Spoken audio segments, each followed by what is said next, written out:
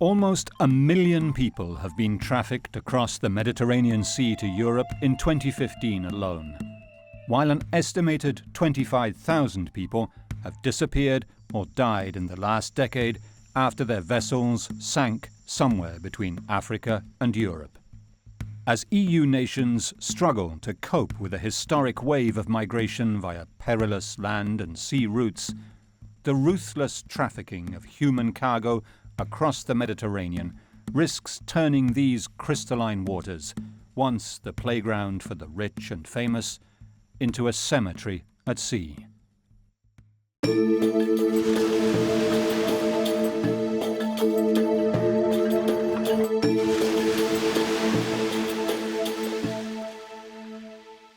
Lampedusa, the southernmost point of Europe, just 70 kilometers from the shores of Africa.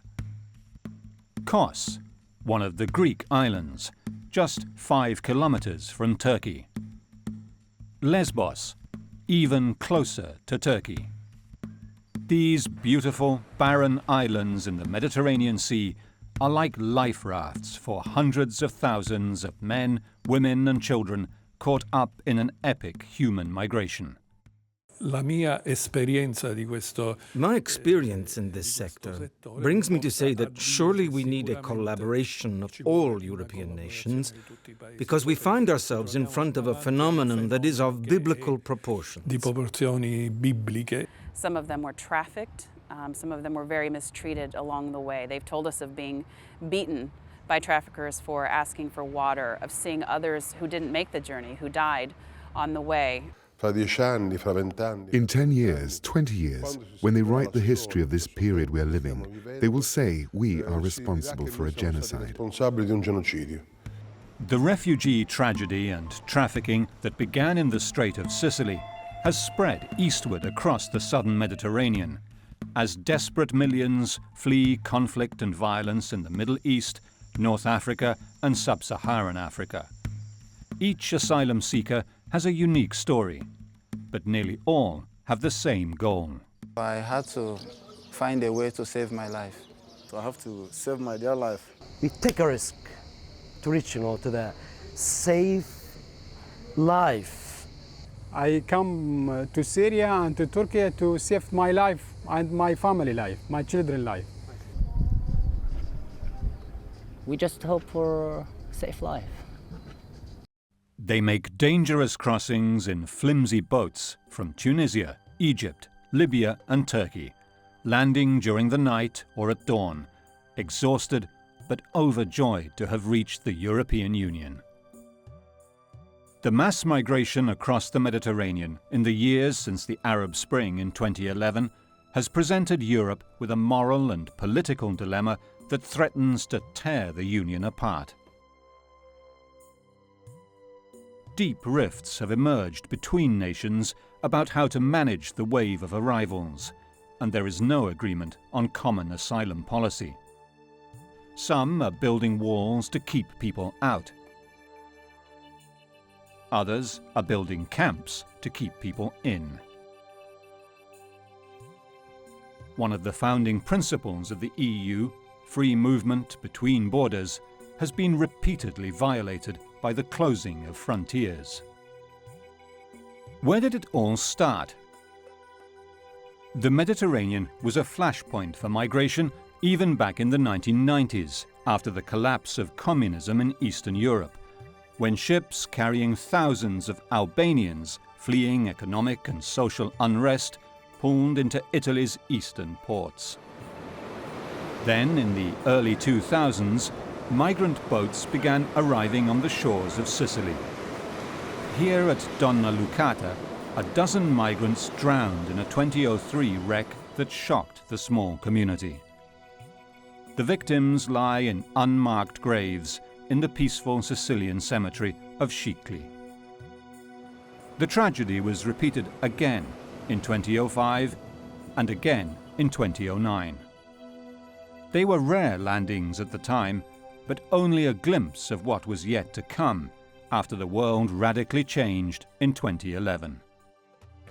The world watched as the Arab Spring began in Tunisia in February 2011, and was followed by unrest in Egypt and Syria. Then, in September 2011, a bloody civil war erupted in Libya, NATO air power toppling Muammar Gaddafi. Instability across North Africa triggered a flood of landings.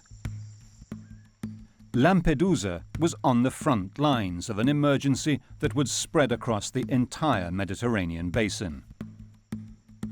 March 2011. Boatloads of people began arriving in rickety fishing vessels from Tunisia. Within weeks, the population of migrants had surpassed the number of inhabitants on the island.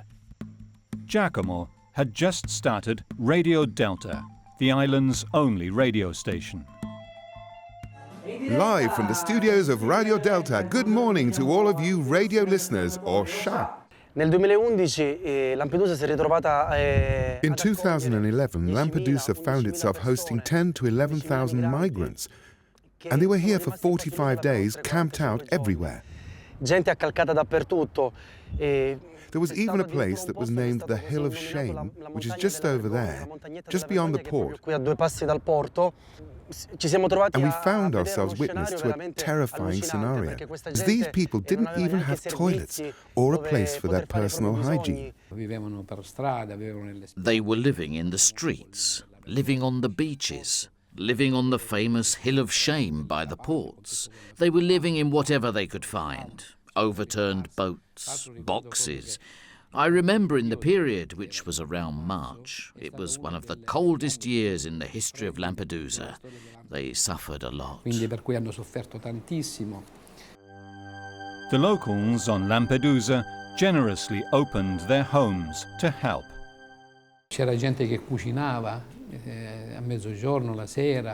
There were people cooking at midday and in the evening. The centre was overflowing, and they brought the meals to where they were living, to the beaches, to the maritime station. But they were simply too many.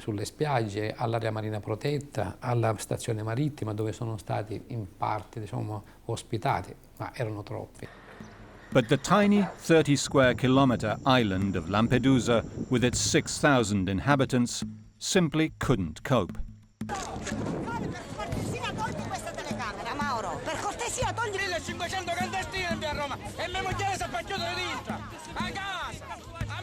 Tensions boiled over, with migrants setting fire to the overcrowded reception centre. Those who worked inside the camp at the time had survived a previous arson attack 2 years before. It was pure madness. The fire started, and you couldn't see anything because there was black smoke coming out everywhere. And we saw these flames getting higher and higher in a terrifying way. The air had become unbreathable, so we all started running out, and we got out intoxicated by the smoke and fumes, but we made it. Then, in 2011, there was another one.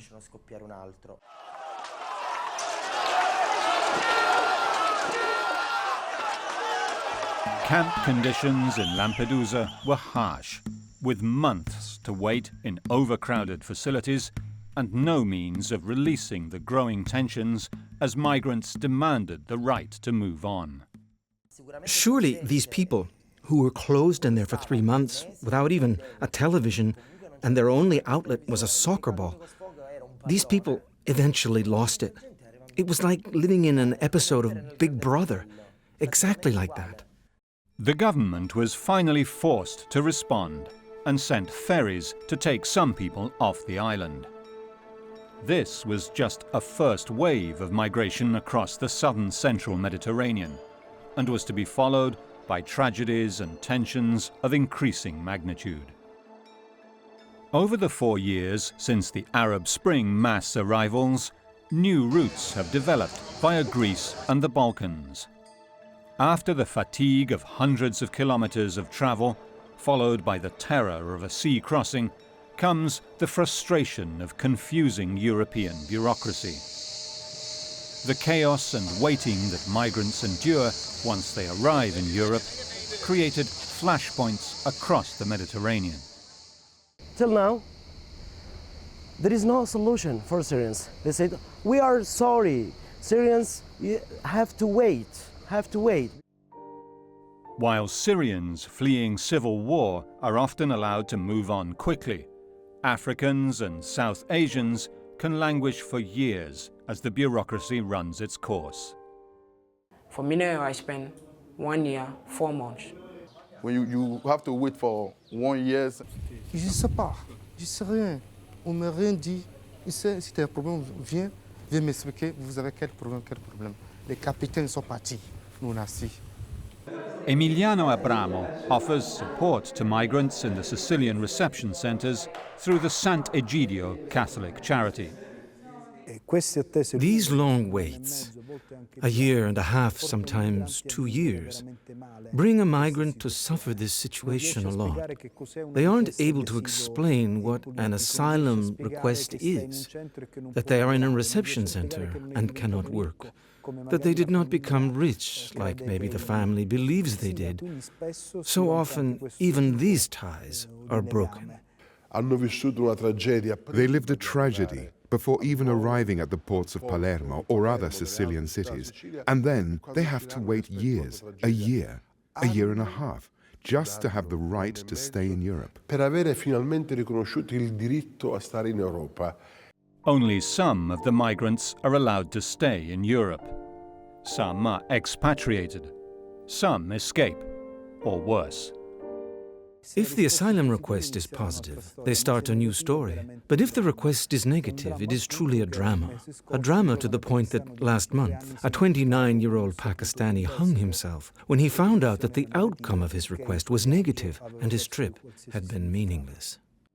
In 2013, Pope Francis visited Lampedusa to show solidarity to the island and refugees seeking safe haven there. But sadly, his pleas for a solution fell on deaf ears in Europe.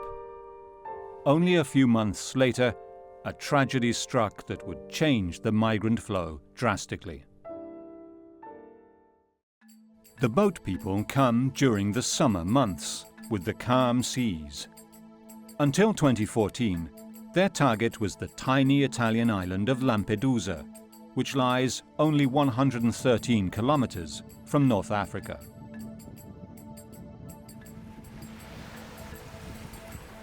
This white, sandy beach was declared the most beautiful in the world shortly before, just a few meters away, a migrant boat capsized.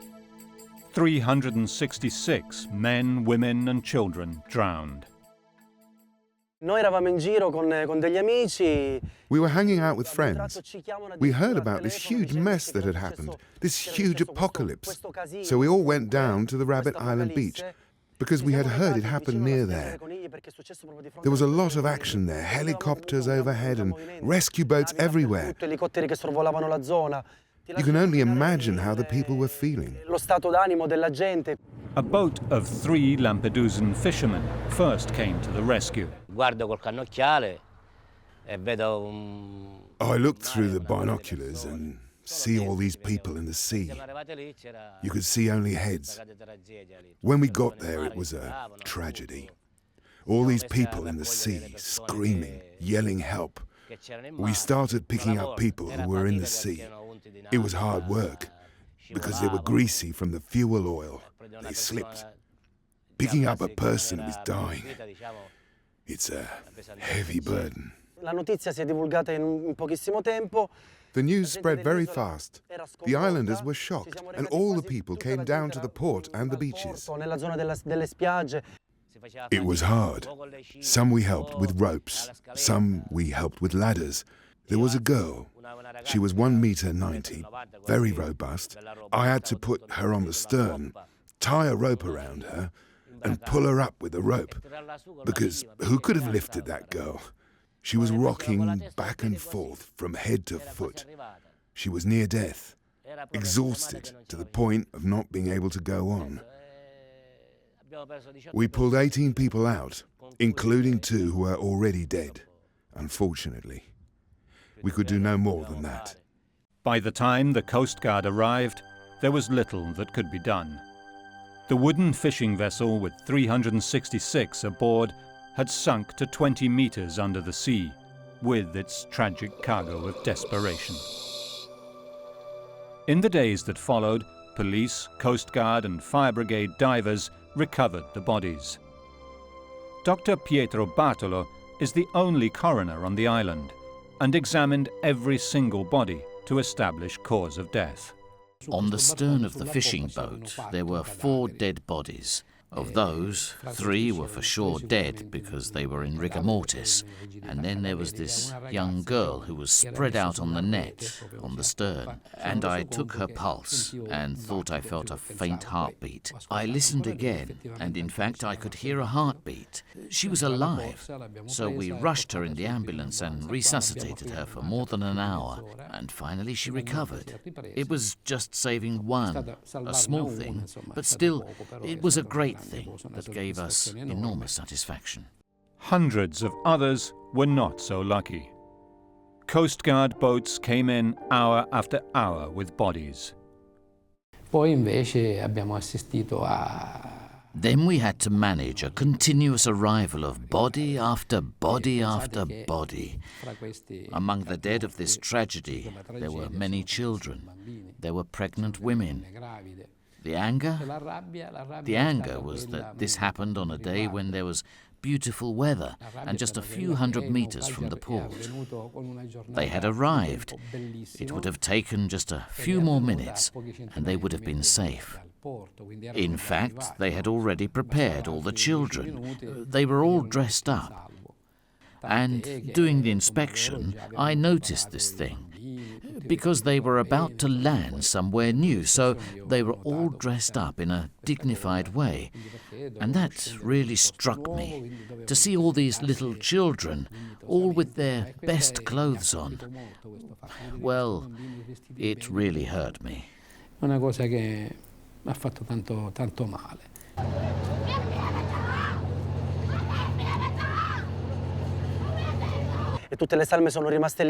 All the bodies remained there until they were loaded onto the ships and taken to Agrigento, where they finally had their dignified burial. In the new cemetery of Agrigento, as in dozens of other cemeteries scattered across Sicily, the unnamed migrants are buried as numbers.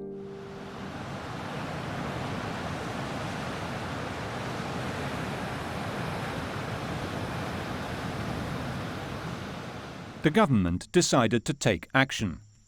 The then Prime Minister, Enrico Letta, ordered the Coast Guard and the Navy to send out patrols deep into international waters close to Libya to intercept the boats. The operation was called Mare Nostrum. It saved lives, but now the traffickers could save money on fuel, knowing that the Italian government would pay for the migrants' onward journey.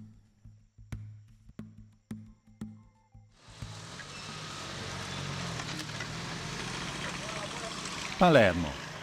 Here in the bustling heart of the gritty Sicilian capital, Italian prosecutor Maurizio Scalia opened an investigation into the Lampedusa disaster. We began a series of activity with wiretaps, using telephone numbers of these subjects. The Palermo prosecutor's office became the hub of an Italy-wide investigation into the network of smugglers trafficking migrants across the Mediterranean and onwards towards the north. We heard live the organizer of this trip, where 366 people died, who in some way confessed during the course of a conversation with another trafficker to have organized that trip.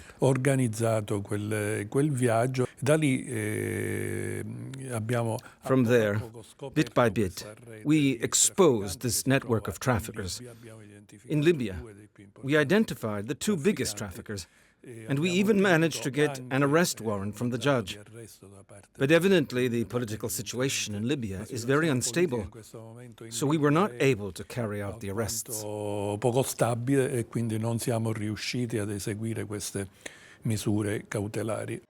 As investigators found out the hard way, exposing the network is one thing, destroying it is another.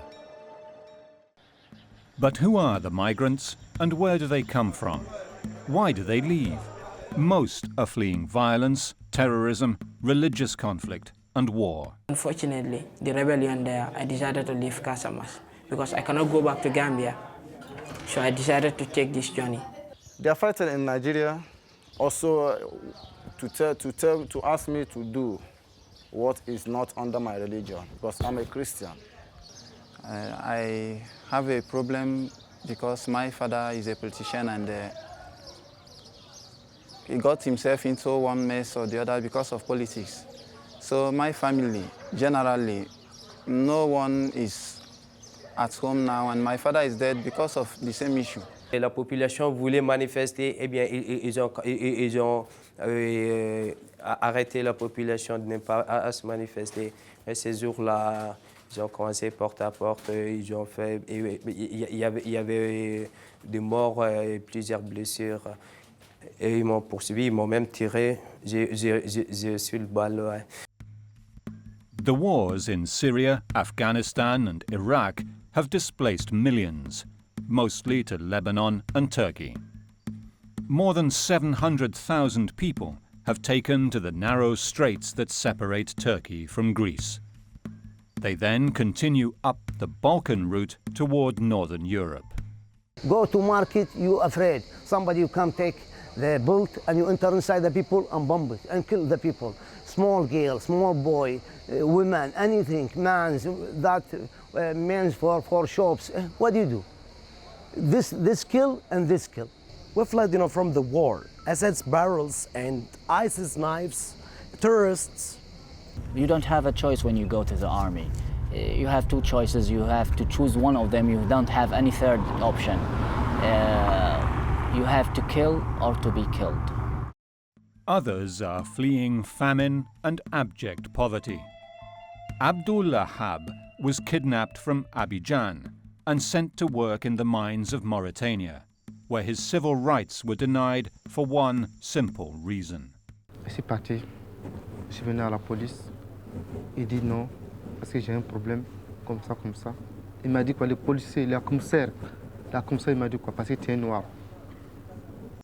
From there, he moved on to Mali, Niger, Libya.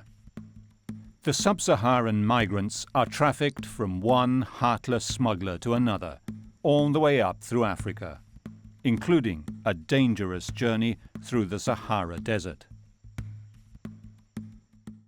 Almost 4 to 5 days I'm in the desert before I reach Libya. So it was really a horrible journey, without no food, without no water. What I see in the desert, I don't think I will ever saw that in my life again. Definitely. So many people died, so many people lost their life. Well, our car was robbed by the rebels in the desert, and at the end, by God's grace, I was the only one that succeeded. The rest actually was saved later and returned back to Niger.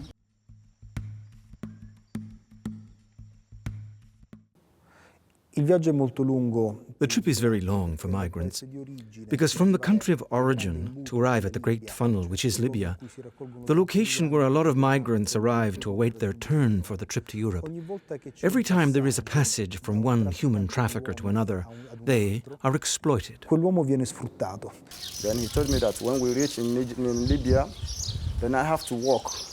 If I'm walking, I'll be walking under him until that money is completed. So I agree with him. Then he take me off with his group people to Libya. Those who survive the Sahara are often imprisoned the moment they cross into Libya. I have no document. I was arrested by Libya soldiers. While I was going to Tripoli, I was caught by the soldier and taken to prison. They take me to prison. J'ai montré mon passeport parce que il y a plus de papier de Mauritanie déjà. J'ai montré mon passeport. Mais pourquoi il m'a caché pour rentrer? Non, je n'ai pas main. Mais d'accord. Vous êtes comme 35 personnes. D'accord. On va en prison. The police usually ask for a document, And if you don't have a document, you go to prison. If you have a document, they ask for a stamp.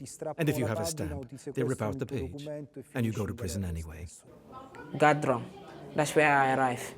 But when we arrived there, we went to prison straight. Then on our way to Tripoli, we got the soldiers on the checking point. Then they arrest us, ask us for documents. Then we say that we don't have anything. Then they take us from there to prison. It is the same story for most Africans, who once in Libya are imprisoned and then requisitioned by powerful locals to work as slaves. They cross kilometre after kilometre, impervious zones of the desert. They arrive finally in Libya, where for weeks and months they are subject to violence and harassment. What they ask from people is money. Then me, I have no one who to pay for that money for me.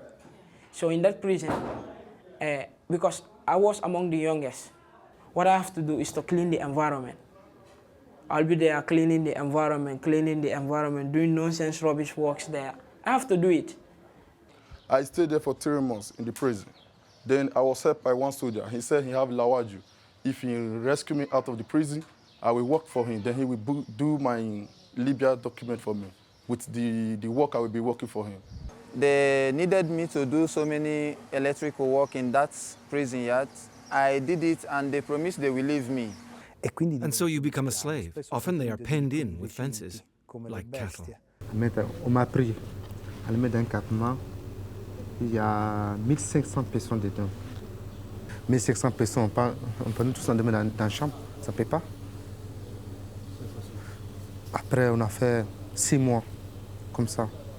You'll be in torture, harassment, no food, or even if you have to eat, it will be once per day. So it's crazy. Il y a 2 mois, on a fait en prison. Par jour, on mange un peu. Et l'eau, il y a sel dedans. On boit ça. Même, il y a les gens qui sont venus ensemble, sont malades à cause de l'eau là. Even for the lucky ones who break out or work their way out from prison, Libya is lawless. No one is safe. In Libya, everybody is carrying gun. You don't know who is soldier, you don't know who is individual man, you don't know who is civilian, you know. In Libya, they are all the same. He tried to confront them, but they are with guns. They decided to shoot him. Yes, yes. So it was like crazy. So, yes. And the brother, so unfortunately, he dies there.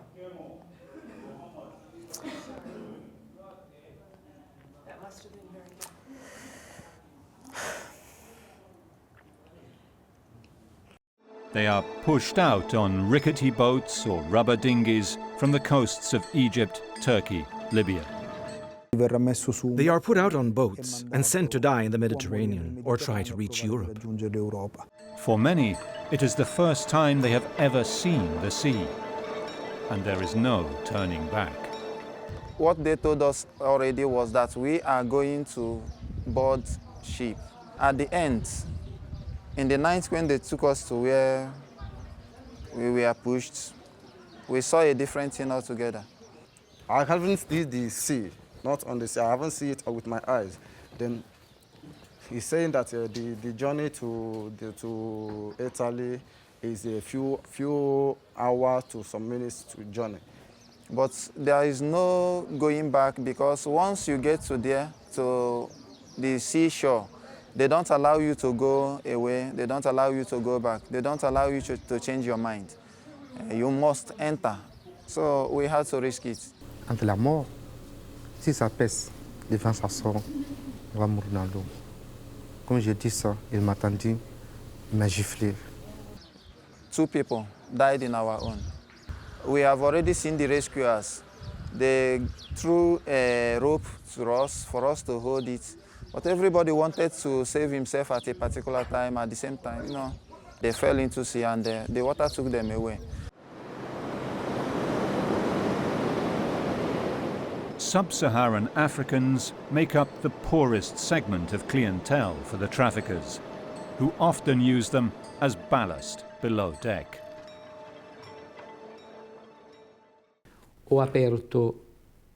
I opened the hold and went down and was walking on the dead. There were 25 corpses that had been closed in the hold just as ballast. In fact, some of them were beaten with sticks, and during the inspections of the bodies I found broken bones and head wounds. So they closed them down there, and they died there in a matter of minutes. The poorest black Africans, who are used as ballast on larger boats, often die from suffocation due to engine fumes, or drown if the ship goes down. But on the top decks, traffickers pack the boat with higher-paying passengers who have already paid for the trip. I sistemi di pagamento sono assolutamente primordiali, basati sulla fiducia. The payment systems are absolutely primordial, based on trust, known as the Havala method. And in fact, we can't get to the organization from a financial way. It is a patrimony that has a minimum risk for their investment. If there is a shipwreck, in any case, the money has already been deposited.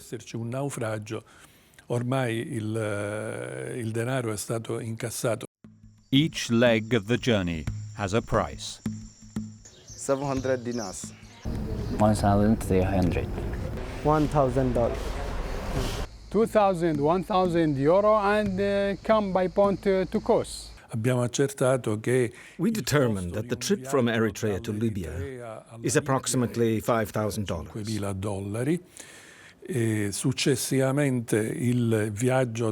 The trip from Libya to Italy is approximately 1,500 per migrant.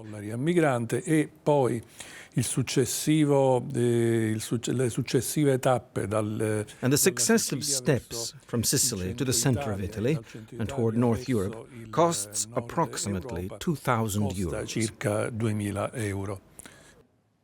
لا في هو أنا مدام وأنا بس هو في 500 دينار. This Pakistani family paid 5,000 dinars for all of them to travel to Italy in 2015. And although the boat was rickety and the waves high, travelled on top. هو مش فاهم ولا هو قال لي هذا أنا في سفينة هيك بس هو ممكن نوم ممكن هيك بس. His wife was pregnant at the time of the crossing, and their young baby was born in the Mineo camp. This former NATO Air Force base is the largest reception centre in Europe. ثلاثة بابينو هذا بابينو مدام فكر كبير أنا واجد. But they are among the lucky ones. On the 18th of April 2015, a similar boat carrying 700 people capsized when it came in sight of a tanker that tried to rescue it. Sicilian fishermen from the port town of Mazara del Vallo were in the area and were the first to arrive on the scene. There was everything there in the sea: clothing, objects, children's shoes even. But other than all the floating debris, we found nothing else. Just these 4 bodies, and that's it. Altri corpi non ne hanno trovati, hanno trovato solo questi primi 4 e poi basta. Hundreds drowned, but the boat captain was identified by the few who survived the traumatic incident after they were brought to the port of Catania. In genere sono gli stessi immigrati. In general, it is usually the migrants themselves who indicate to the police who are the ones who were the captains of the boats, who are responsible for terrible crimes in the Sea of Lampedusa. For example, they throw in the sea those who protest, who are sick, the women who yell, or the children who cry. Chi protesta perché è ammalato, le donne che gridano, I bambini che piangono. These seem like stories we hear from the concentration camps of Dachau and Auschwitz. Tensions with Libya are high, making any attempt to arrest traffickers impossible. The fishing community of Mazara del Vallo is one of the largest in the Mediterranean, and the boats fish in international waters off the Libyan coast, where their nets get caught on sunken vessels and they risk being targeted by Libyan gangsters. Domenico has lost one of his ships to Libyan militias, but luckily was able to save the crew. A noi sono venuti con un battello, con un piccolo battello. They came with a small boat full of machine guns and hand grenades. They sequestered us and brought us to the port of Benghazi. And after a month, after various negotiations, we left from there with a boatload of money, and we had to pay these militias, because otherwise they would not let us go. Perché se no non ci facevano uscire da lì. Ultimamente c'è stato il fenomeno dell'uso della forza anche delle... Recently, there was the phenomenon of the use of arms to recover the boat. After the Coast Guard ships have rescued the migrants, they get close to the traffickers' boats, shoot against our boats, and try to recover the dinghy.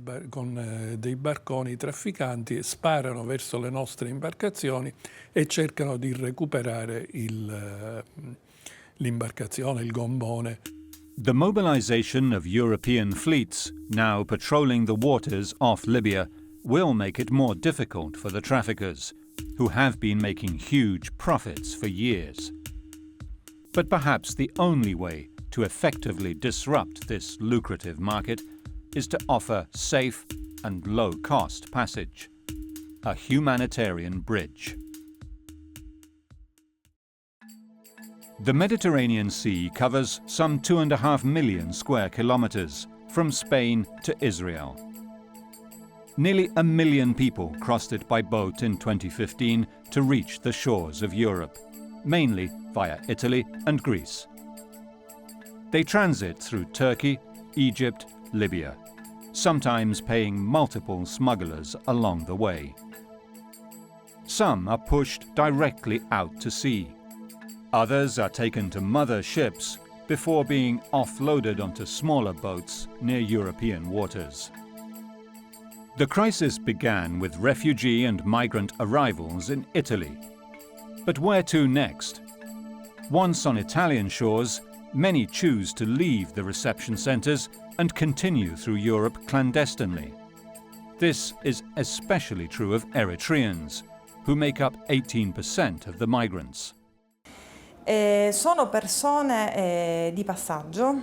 These are people passing through, the so-called invisibles, people who escape from the centers, pass by us to get something to eat, and then come together to take a bus either to Rome or Milan before leaving Italy. Their objective is to reach other family members in Northern Europe. Diciamo che il loro obiettivo è quello di raggiungere i propri familiari nel nord Europa. They continue north by bus, truck or train toward the Alps. Here in the fashion capital of Milan, they rest in the empty glass storefront designed for window shopping in the train station. They often rely on help from volunteers. But in the spring of 2015, the refugee crisis shifted eastwards, with nearly 2 million Syrian refugees in Turkey and another million in Lebanon beginning to migrate toward Europe via Greece and the Balkans. These are the narrow straits that separate Turkey from Greece. Just a few kilometers. With a night of fine weather, the crossing is easy. It's simple, like everybody else. We get on the boat, we took the direction and we started the engine. That's all. It's simple.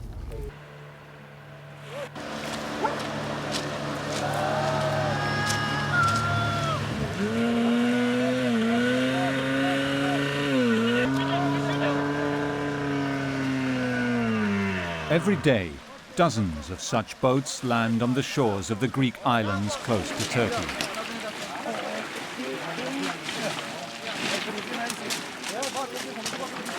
Here, on Lesbos, new arrivals strip off their soggy life jackets and then must walk 70 kilometers to this crowded reception center, where they must wait to be registered and wait some more before being allowed to leave for Athens.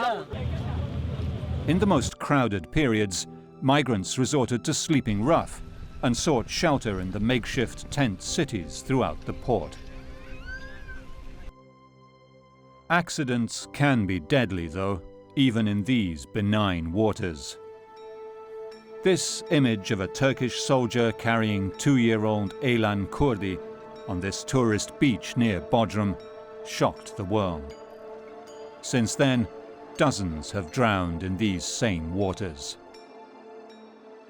This is the remote Turkish beach on the Akiarlar Peninsula where the boats leave from. Signs of recent activity are everywhere. During the day, men climb the mountainous promontory to prepare boats for the evening's activity.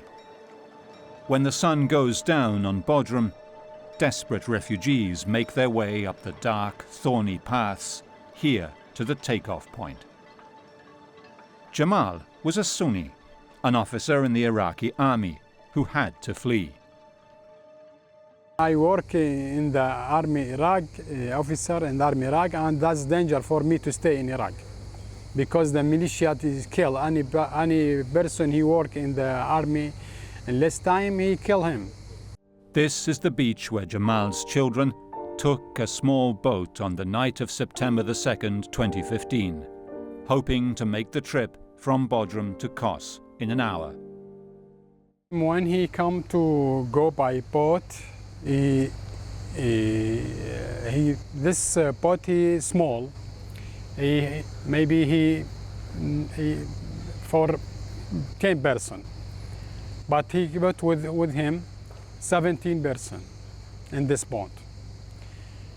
After they come, before they receive to Kos, he have accident during in the sea. Some people dead, some people swimming to another side, to Turkish side, and some people is lost. 3 people lost. My children with 2 children, he lost. We don't found anything in Turkey.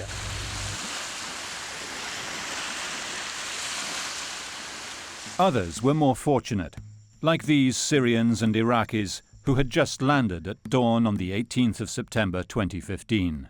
We see all the water is on the boat, and we all the people we thinking we will be die. Just I want from the God to save all these people who came from Turkish. We want to be in a place safe. This is all we need. For those who do make it, the welcome on Kos is quite different from the reception they receive in Italy. This group has just been rescued by an Italian finance police vessel in the straits between Bodrum and Kos. They use their life jackets as mattresses and wash where they can. They are given no official information, but simply told to go to the Frontex office to be identified. First, you have to go to the Red Cross and take a ticket with number after a verification of your names, okay, your documents, passports or identity or something like that, okay, and after that you will take the number. Then you go to the police. You will find them on the list of the police. Although these islands are part of the European Union, the fingerprinting is not recognized by the rest of Europe, and Greece refuses to give them refugee status. In Italy as well, migrants often will do anything to avoid being fingerprinted. The fact is, the adults, as well as the minors who come to us, they are escaping from the centers. They don't want the police to take their fingerprints, because they don't want that the bureaucratic process of the asylum request is started in Italy.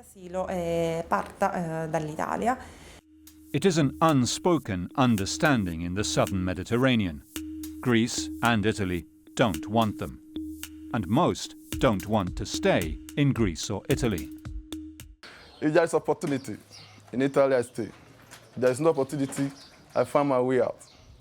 I think we will go to Germany. I would like to go to Austria. Or stay in Austria or go to Finland or Sweden, any place. My children, when I lost him, he want to go to Germany to play football because he played football. International volunteers have arrived on Greek and Italian islands to try to help.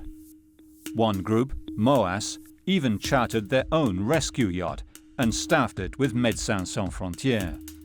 But the sheer scale of the crisis is overwhelming. We start in the morning with breakfast. We take care of personal hygiene issues, and then do the distribution of clothes, which we collect from private citizens. Well, in the morning then we go along the coastline and give them like dry clothes, some water, some like food, because they are hungry and thirsty. And then at 11:30 we go to the police station, and most of the men are waiting there to register themselves. And we give some water and a fruit, like an apple or an orange. Migrants from Africa sometimes arrive barefoot, then are checked for scabies and infectious diseases at the Italian ports where they arrived. On Kos and Lesbos, these Syrian and Iraqi families arrived well-dressed and ready to continue their voyage north. But in both Italy and Greece, new arrivals are supposed to receive authorization and their paperwork before moving on. On Kos, the names of the fortunate few who have been authorized appear on a list that is posted on this board every morning, which the refugees examine attentively, searching for their names. The queues in front of the police station are long, and tempers flare as conditions are harsh.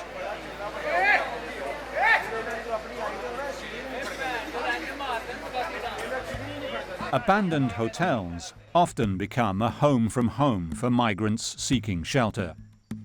On Kos, they flocked to the Captain Elias on the outskirts of town.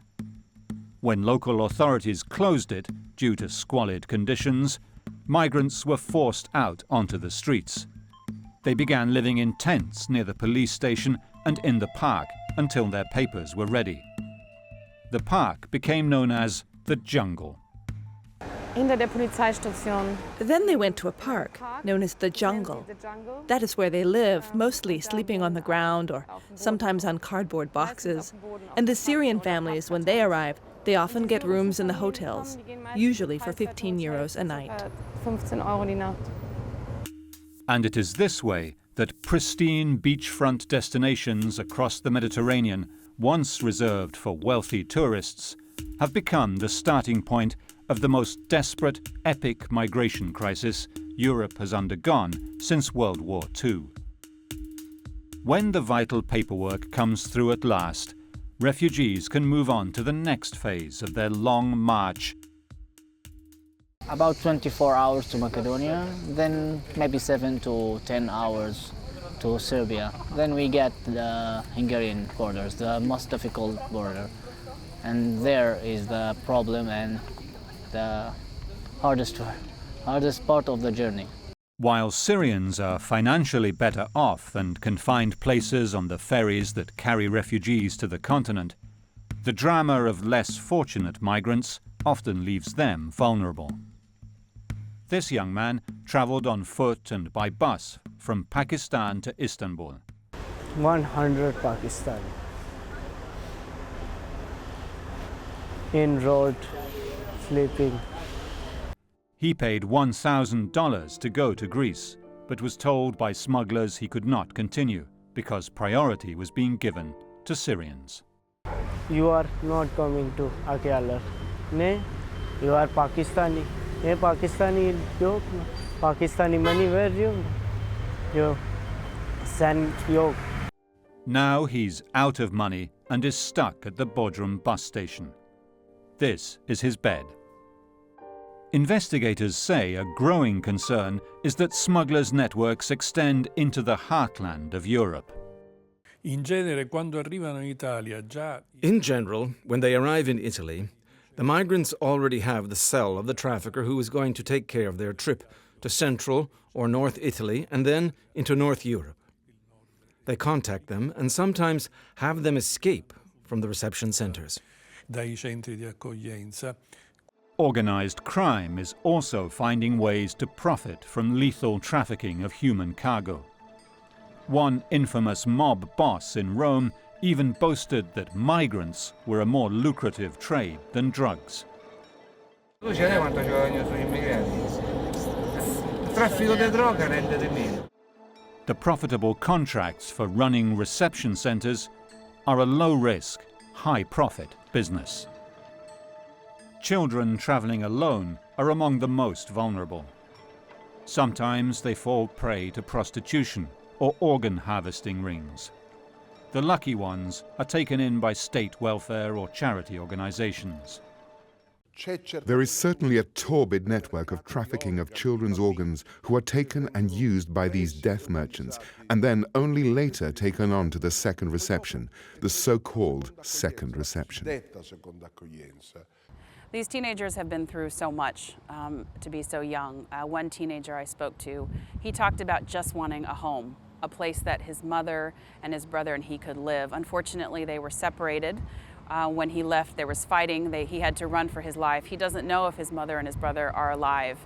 But we just spoke and he talked about craving that, of having a home that they could live in together. Others want to rejoin their family, to just be able to call them, to have a settled life. It's a very basic set of needs that people want because they've been away from home. You have to keep in mind it's not just weeks. In some cases it's months, it's maybe 2 years. Abbiamo avuto diversi minori. We had various minors who asked us for first aid or sanitary help because they had scabies or dermatological problems. We offered to take them to the hospital, but they refused because they don't want to be identified. Loro si sono rifiutati per paura di essere identificati. The families who are fleeing Syria have seen incredible amounts of violence. The children who lived in Syria have seen people shot, have seen, often been the victims of violence directly themselves. So as that conflict has gone on for more than 4 years, you see that people have been through these very traumatic experiences, even young children, the pictures they draw. It shows what's pushing them out of Syria into neighboring countries, but also to make such a long journey. Although introducing illegal immigrants into the European Union is a crime, punishable with jail sentences, where there is demand, market forces are insurmountable, making the crisis unlikely to wane until stability is achieved in the countries of origin. There is no choice, mister. There is no choice. Even if you die, under, barrels, okay, or terrorist attacks, or, cross the sea with its dangers to go to the safe land. When I go for a walk before 2006 with my brother and my father, some people come in 2 motors and you slay me and my brother. My brother, you take 5 gun, 5 shooter, and me 1. Yeah, but God, you keep me and my brother and remain for life. This is my life in my country. The men, women and children who leave conflict-torn areas of Africa, Asia and the Middle East for Europe certainly do not risk their lives for purely economic reasons. Everyone has a compelling reason to leave their homeland to find safety elsewhere and risk losing their lives along the way. When you go to Italy, you have freedom forever. When you die in Libya, you die. When you stay in Libya, no more freedom. Because Libya, today negative, tomorrow positive. When you are here, you might die. When you are here, you might succeed. But when you go to Europe, you will succeed forever. If you succeed in the Mediterranean Sea, you are free forever. I don't have a choice. Because here, what is important to me is not everything but my ideal life. But here, I can tell you that I'm safe. When there is life, there is hope. For today, I'm alive, so I still get hope. We just want some countries to deal with other options, just to avoid themselves this danger, because nobody cares if you died or not. here is the solution, you can save our lives.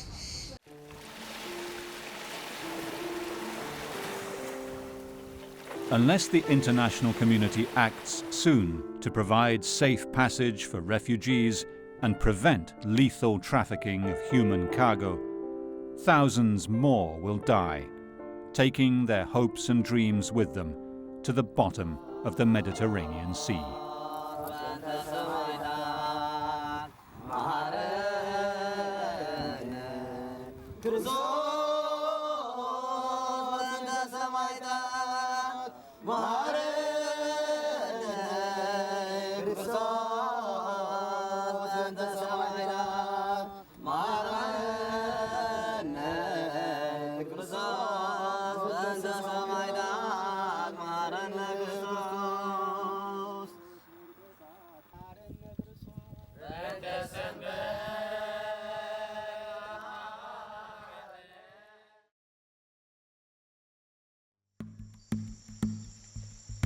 Storm clouds gather over the Mediterranean Sea and its dark secrets.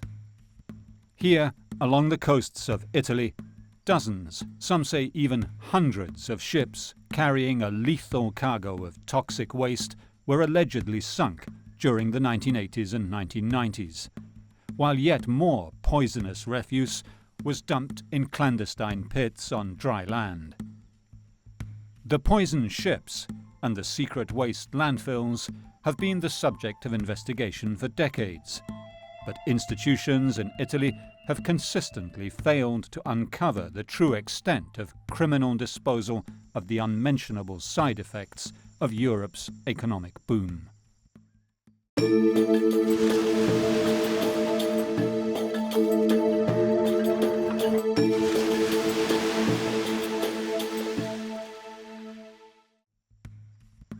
Andrea Palladino of Il Fatto Quotidiano, an Italian investigative journalist and researcher, has come to the city of Amantea, Calabria, to visit the site where in 1990 a mysterious ship washed ashore without its crew. The stormy seas on the 14th of December 1990 pushed the roll-on, roll-off cargo ship Rosso onto the beach of Formiciche, just south of Amantea. It was on its way from Malta to La Spezia. In this unique footage, shot by a local police officer, the ship is still at the mercy of the waves. What was aboard the ship when it was abandoned by the crew may never be known, as a conspiracy of silence surrounds the disposal of toxic waste in Italy in the 1980s and 90s, a conspiracy that has claimed at least 2 lives. It is a moral crisis that still affects Italy and the Mediterranean today.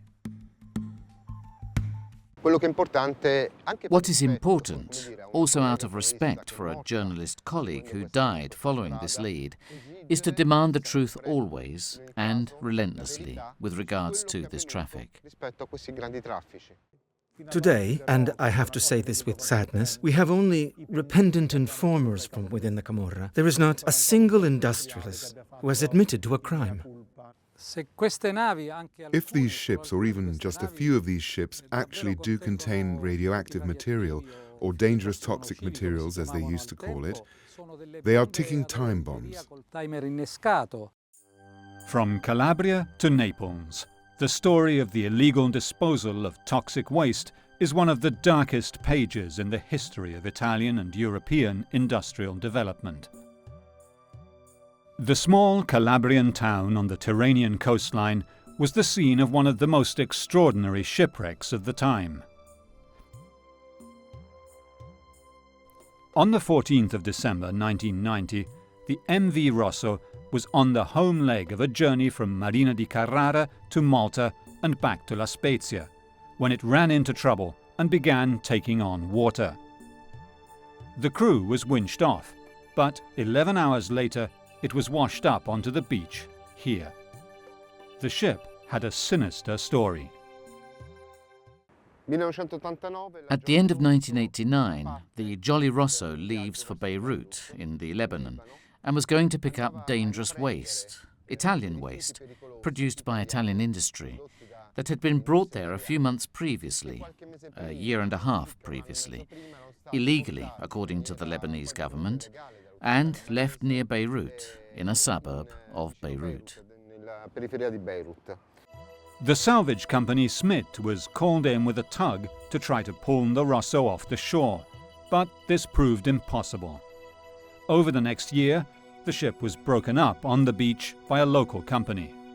What the Rosso was carrying and why the crew abandoned it, although not in danger of sinking, has become part of the wider investigation into the clandestine toxic ships.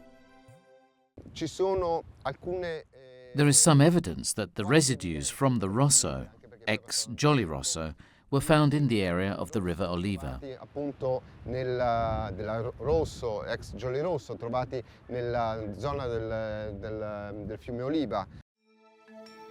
Another train station, another mystery.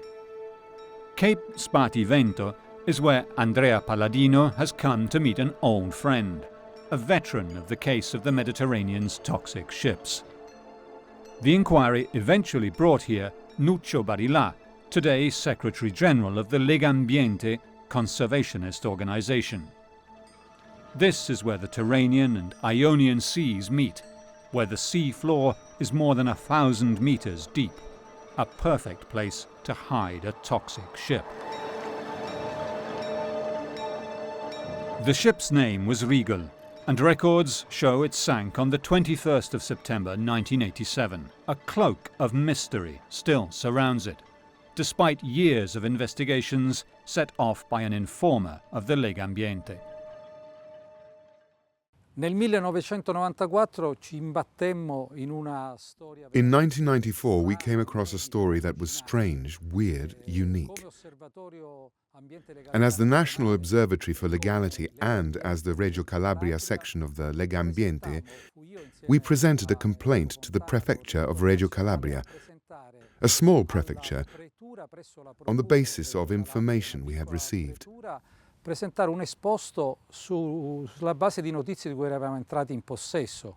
The informer told the activists that the local mafia, the Andrangata, was carrying toxic waste from ships that docked in Calabria to be hidden in the caves of Aspromonte, the wild mountain range of Calabria. The complex and wide-ranging investigation met with institutional hostility and cover-ups. Still today, the rivers and sea in the area present worrying signs of radioactivity. What has been established is that this sea has significant contamination of heavy metals and cesium-187, and this has been established in analysis done by Italian environmental agencies. Far to the north of Italy, journalist Sondra Coggio has battled for decades to shed light on waste trafficking in the La Spezia area, both in the local landfills and in ships sailing from the port. Calabria is perfect because it had a very deep sea floor with undersea canyons and has natural mineralogical characteristics, such that radars will always identify base radioactivity. This has been explained to me by several sources that, without wishing to name them, spoke to me about it.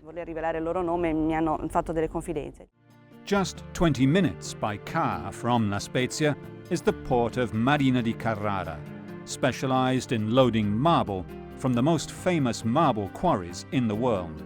Many of the mystery ships left either La Spezia or this port. Marble dust is heavy and known to mask radioactivity. In quel periodo, per esempio, fu decisivo. At that time, for example, the contribution of the Forestry Police of Brescia was decisive and extremely important. The Forestry Police of Brescia that was already investigating these ships, and it was thanks to indications by the Forestry Police of Brescia that pointed to one of the ships that occupied us most over the years, the Rigel. Una delle navi che più hanno impegnato, diciamo, negli anni, la Rigel. If the Regal is the earliest documented toxic ship in Calabria, the Rosso raised investigators' suspicions years after it washed up on the Calabrian coast. This incredible footage of the Rosso shows it empty, The remains of a cargo of tobacco is spread around the hold, and much of it has fallen into the sea and washed up on the shoreline. The outside of the ship has been damaged by an attempt by another ship to tow it before it reached the beach. Another fact that has been proven is that a few kilometers away, on the River Oliva, investigators found industrial waste that was stocked. How can I describe it? Not simply abandoned barrels near a river. No, these were stocked in a reinforced concrete sarcophagus. So, with a method that goes beyond the simple, illegal waste disposal that, unfortunately, is characteristic of southern Italy. The mystery of the Rosso is emblematic of the story of the toxic ships. There is a wide hole cut in its side to provide access to the hold. The hold seems empty, and yet this film in itself holds an enigma. Only an expert could fully understand the mystery of the toxic ships. One of the key players in the investigation was a Coast Guard captain, Natale De Grazia, who brought his technical knowledge of commercial shipping to the table. He was a close personal friend of Nuccio Barilà. I knew Natale De Grazia as a youth, in the quarter we lived in the playing fields of Gallico Marina. Then I met him again as a young officer of the Coast Guard. He became our reference in the 1980s for the environmental battles we were fighting. Andrea Palladino wrote a book about the global aspects of toxic waste disposal with a colleague, Sandro Mattioli, who lives and works in Berlin. During the research for the book, it quickly revealed that the waste problem was actually not waste being brought to Germany, but rather waste that was being disposed of down to Italy as well as to Africa in the past. So on this theme, my friend and colleague Andrea Palladino and I, we researched for a long time, and this is how the book came about.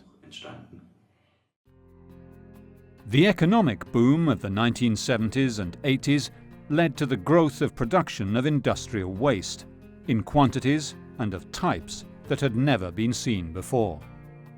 In Europe, there are no less than 100 nuclear electricity generating plants. In 1986, the Chernobyl disaster showed the risk the world was running with nuclear energy.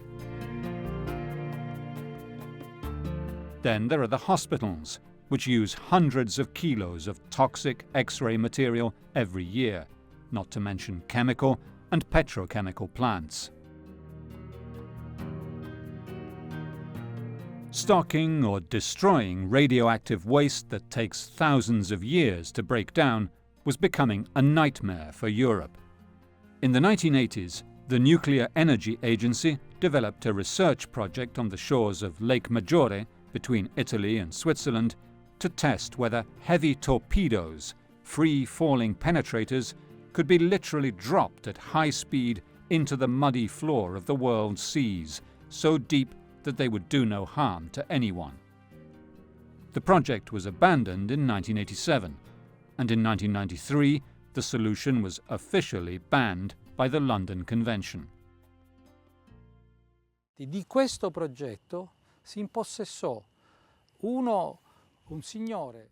This project fell into the hands of a certain Giorgio Comerio, who set up a company, the ODM, Oceanic Disposal Management, and together with others who gravitated in the area of waste disposal, with contacts with foreign states and so forth, took the project forward privately. Lo portò avanti privatamente. In May 1995, the Forestry Police, together with Captain De Grazia and the Carabinieri, searched the home of Giorgio Comerio, the entrepreneur whose plan it was to sink radioactive waste in the seabed. They find several items and some diaries that are among the evidence of the inquiry, and in the materials handed over to the Parliamentary Commission. And on the page of the 21st of September 1987, there's a phrase which reads, "Lost the ship." Captain De Grazia notes that from his own research that the only ship to sink on that day was the Rigel. Personalmente ho partecipato con un gruppo di giovani volonterosi amici, abbiamo deciso di investire tempo e denaro per realizzare un progetto e un'ipotesi di fattibilità ingegneristica. The Rigel allegedly sank on the 21st of September 1987 off the coast at Cape Spartivento. It was the subject of a court action brought by Britain's insurance brokers Lloyd's, who refused to pay compensation because they suspected the ship had been scuttled. At the time, customs officers in La Spezia, the port it had departed from, had suspected the ship owners of smuggling and had tapped their phones. Le intercettazioni servirono molto perché in codice... Phone taps were useful because they used code words to announce the sinking of the Rigel using code words that became famous.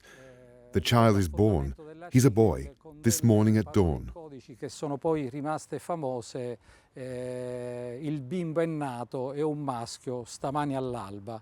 The wiretaps done at the time revealed some dialogue of the crew, at times fairly raw, where they would say, "Oh, this time the cargo is really shit." Sorry for the term, but they used it to say this was not your usual cargo. It was a particular cargo. Quando I magistrati di Reggio Calabria hanno ricevuto when the investigators of Reggio Calabria received the information from the Brescia Forestry Police, they found out that the Forestry Police was in touch with a source known as Pinocchio, that the ship was also carrying modified uranium, extremely dangerous radioactive material that alarmed the investigators and that narrowed the investigation. Rappresentavano un punto d'allarme per la magistratura. Da lì partì la focalizzazione di una indagine. Le assicurazioni che avevano coperto... The insurance company that had covered the cargo charged a private investigation company specialized in naval insurance to verify what had really happened.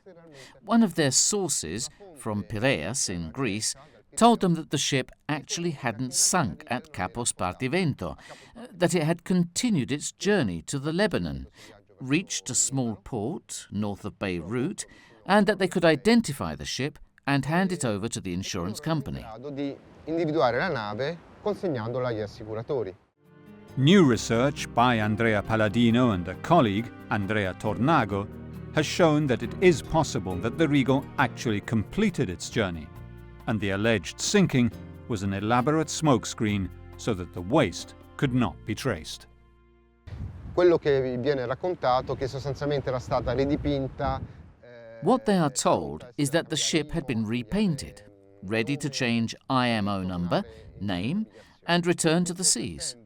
The 21st of September 1987 is the date of arrival in Beirut of the ship Radost that brought Italian waste to Beirut, the waste that would be retrieved by the Jolly Rosso, which is another story. And there's something else.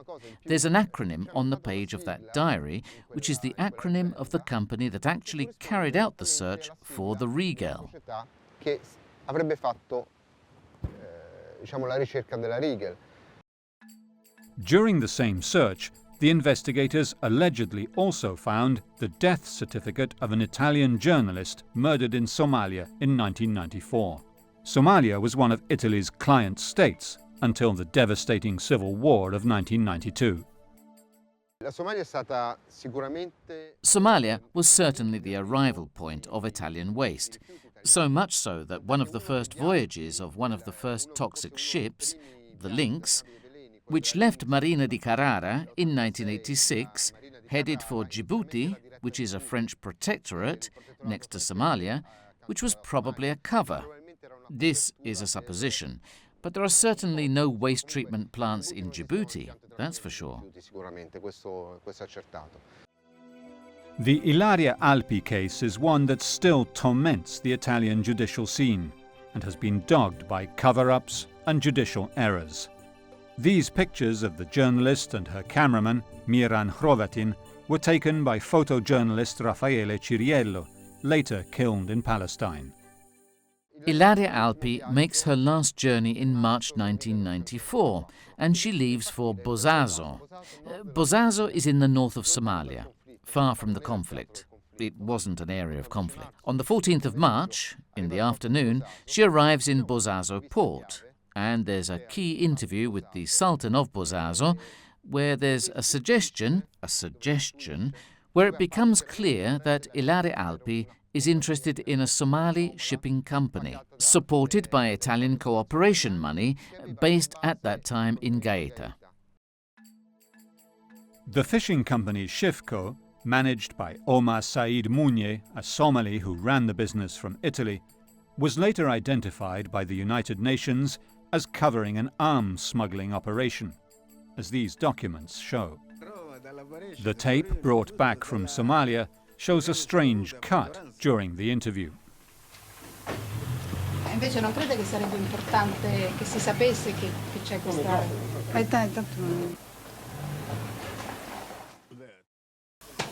Beh, durante il collasso lui era a capo di questa flotta, una internazionale che si chiama Shifco. Ed era una proprietà praticamente del Siad Barre. E lui gli faceva l'amministratore. A few hours later, Ilaria Alpi and her cameraman were shot dead in the streets of Mogadishu. They were violent times, but this seemed more like an execution, said her friends.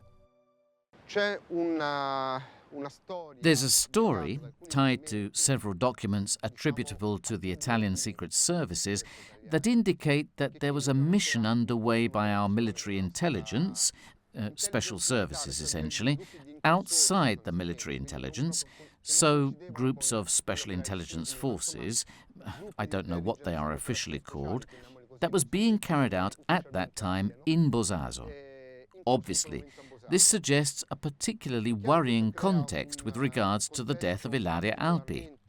What is certain is that when Ilaria Alpi returns to Mogadishu, together with her cameraman, Miram Hrovatin, she is killed in an ambush to all effects. And what is certain, and always happens in these stories, is that the following investigations are dogged by evidence tampering, false leads, and epic failures.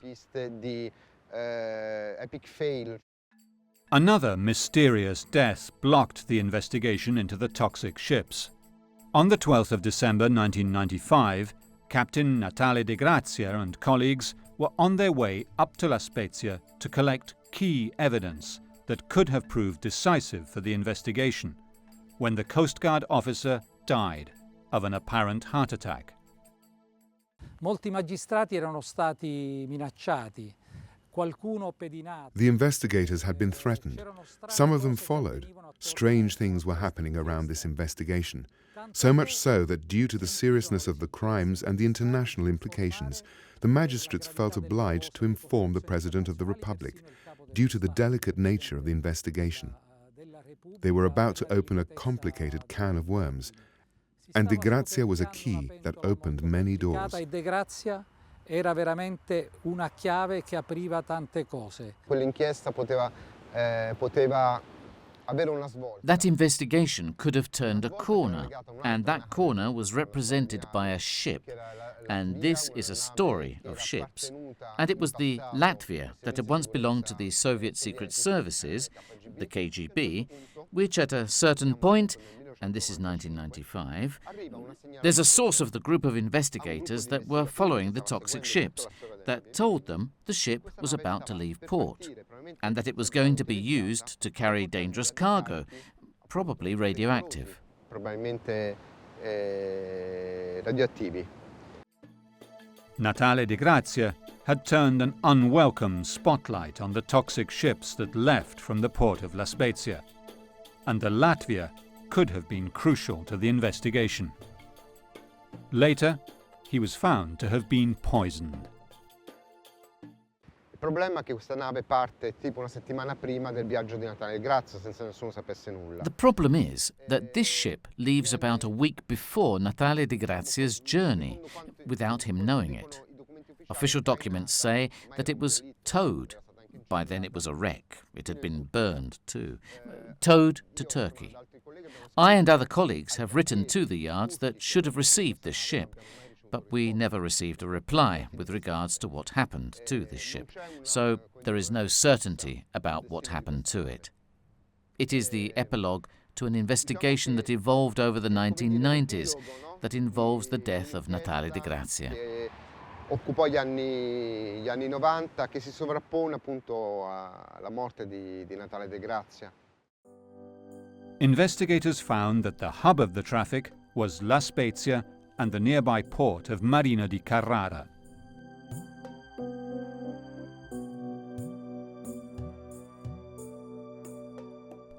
La Spezia is an important naval base, and Marina di Carrara serves the most famous marble quarries in the world.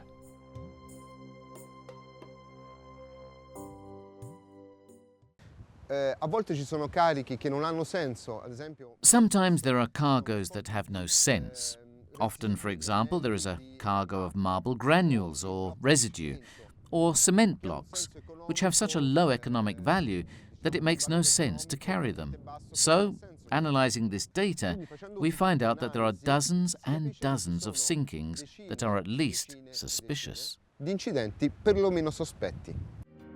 The case became bogged down until 2005, when there was a new opening into the dark world of the sunken toxic ships of the Mediterranean. Dr. Giordano Bruno of the Paola Prosecutor's Office opened an investigation on the basis of information he received, according to which there is a possible sighting of a wreck a few kilometres out from Amantea, so a place that falls in line with the story, at Cetraro. A cargo ship with a significant name, the Kunski, another name that goes back to Beirut in 1989, because the Kunski was used in the operation to recover the industrial waste from Beirut. Francesco Fonti, an ex-member of the Calabrian Mafia, delivered to the Italian magazine Espresso a 49-page document that names the ships containing toxic waste that he personally sank and their locations. A search by the Coast Guard delivered these pictures, shown on all national and local TV stations. Pictures from over 400 meters depth to the investigator's desk. They seemed to confirm the words of the mafia turncoat.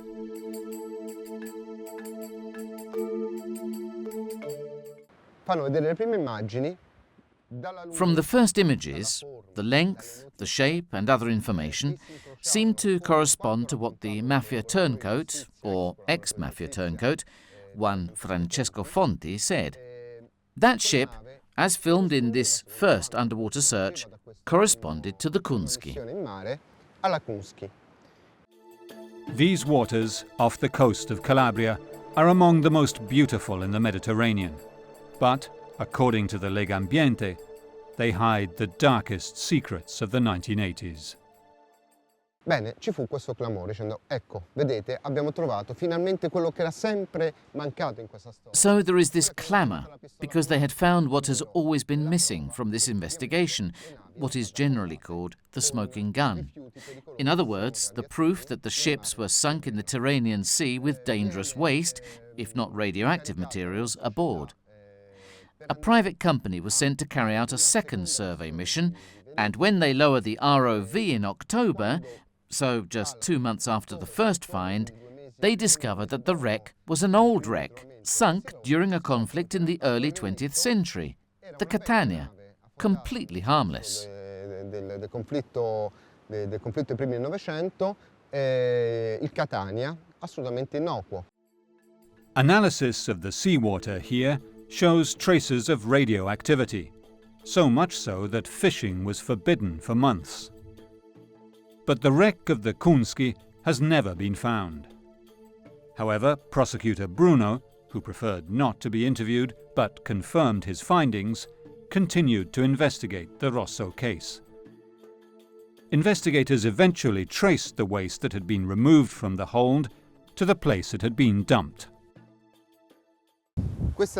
This is the mouth of the Oliva River, a river that comes down from the mountains behind me, runs down this valley and comes out at a few meters a few hundred meters from where the Rosso, the ship Rosso, ran aground. More recently, investigators have found industrial waste, certainly industrial waste, certainly waste that comes from industrial activity that is not to be found within a radius of 200 to 300 kilometers. They were found close to an artificial bank of this river inside a structure built along the river. In 2011, a local construction entrepreneur was charged with hiding toxic waste. There was no way of knowing if it came from the Rosso. Durante le indagini sono stati riscontrati anche la presenza di... During the investigation, radioactive isotopes were found to be present, and analysis was carried out to establish to what extent this came from natural radioactivity, and partially it was due to natural radioactivity, and to what extent due to fallout from Chernobyl, to identify the origins of this radioactive contamination. The doubt remains that there is indeed radioactive waste buried here. Anche, come dire, resti di rifiuti anche radioattivi. Although the film of the hold of the Rosso shows it empty, the local police officer who made it available later claimed to prosecutors that indeed the waste had been removed and relocated in the bed of the river Oliva. Today, he denies this. The mother of all waste deposits was found far to the north, in the port town of La Spezia. An investigation carried out not by La Spezia, but from outside by the Asti prosecutor's office, laid bare what everyone already knew. Let's be honest, that here there was an illegal traffic of waste, and waste arrived from outside, not only from the industrialized north of the country, but also from outside the frontiers.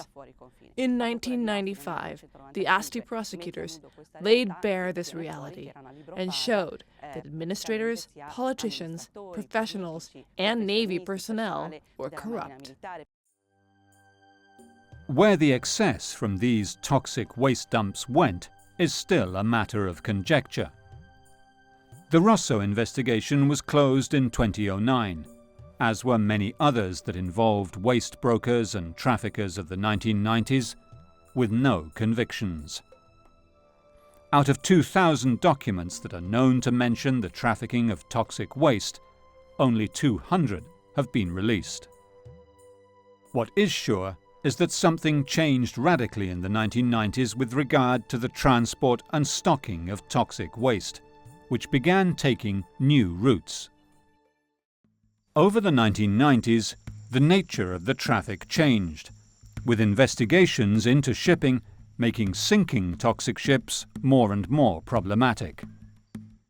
So it's as though there's a passing of the baton, a phase in which the waste is taken abroad using ships, and mainly in Africa in the 1980s, in which a number of ships were sunk with this waste, after which, maybe as a result of international reaction that leads to international conventions such as the Bâle Convention that outlaws the transport of waste, things change, and the same network converts with the disposal and deep burial of waste in the area of Campania.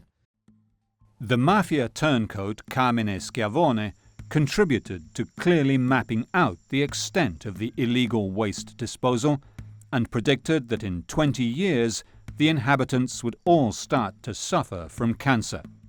His deposition in 1997, kept secret till 2013, was a shock to investigators. Italy's National Health Institute confirms that in 2014 there was a 10% higher cancer rate for men and 13% higher for women in the Caserta area, with a 56% higher than average hospitalization of children with cancer. Carmine Schiavone speaks of the excess waste. He says that they sent trucks up from the south to pick up the excess. He said to me that first they filled up the whole of the north, wherever they could, under the public works, under the motorways, in the quarries, in the mountains. Then he said, here, we've filled everything, after which we began taking it south. Sagte, sein Clan habe aus Deutschland radioaktive Abfälle nach Italien. He said the clan had brought the radioactive waste from Germany to Italy, brought it to Campania, to the area around Caserta, where he was from, and it had been dumped there. He said the radioactive waste that came from Germany was in leaden boxes and had the stamp of the eagle on it, and it was mixed with a domestic waste or industrial waste, and then these 15 or 20-meter holes were covered. Industrieabfall und dazwischen immer wieder Erdschichten, bis dann dieses Loch von 20 Metern Tiefe oder 15 Metern Tiefe, je nachdem, aufgefüllt war.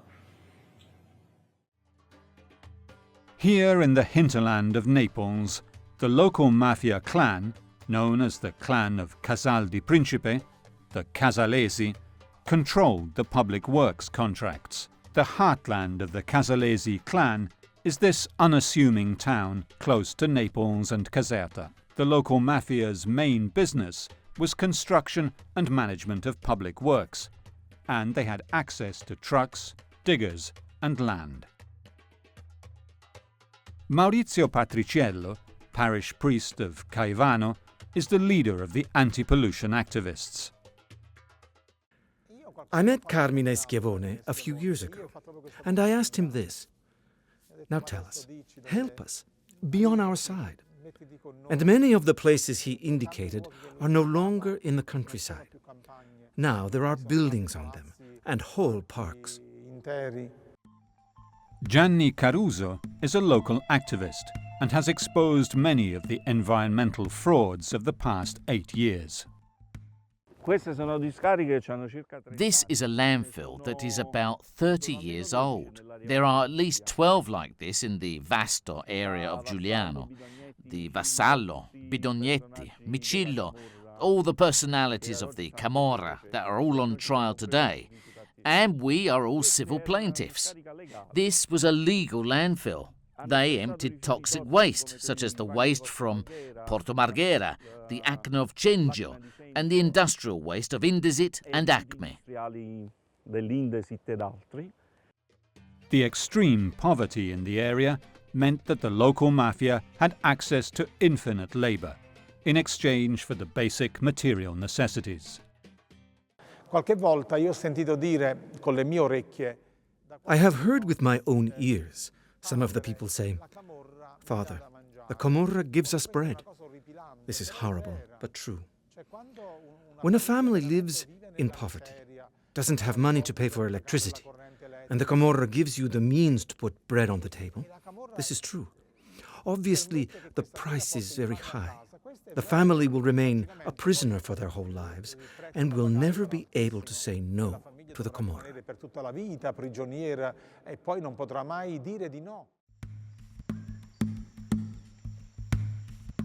However, the traffic did not end with Carmine Schiavone's testimony, and there is evidence that it continues today, with high dioxin levels in the air polluting the agricultural products of the area.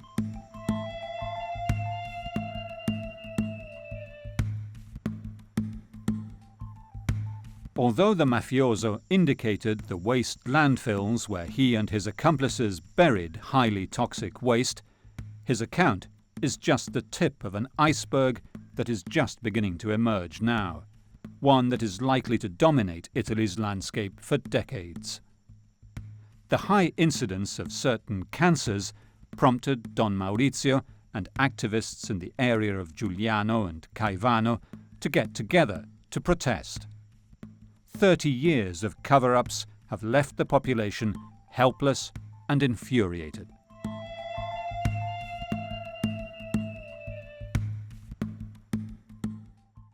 This is a Vassallo landfill. This, where we are now, is a weighing machine where the trucks were weighed and then the trucks were discharged. And there's proof that with 100,000 lira, or 50 of today's euros, trucks could be discharged without any form of checks. So the truck could have anything on board, but with 100,000 lira, they could discharge it. And the police had to manage the situation because the trucks were lined up out into the road. Most worrying for the locals is that the site has never been stabilized and made safe, and the toxic liquids at the bottom of the landfill threaten to infiltrate the water table that serves millions of local residents. However, the mafiosi of the 1990s, who used their local power to illegally process dangerous waste, have since been rounded up. The problem, says Giovanni, is that the situation never changes.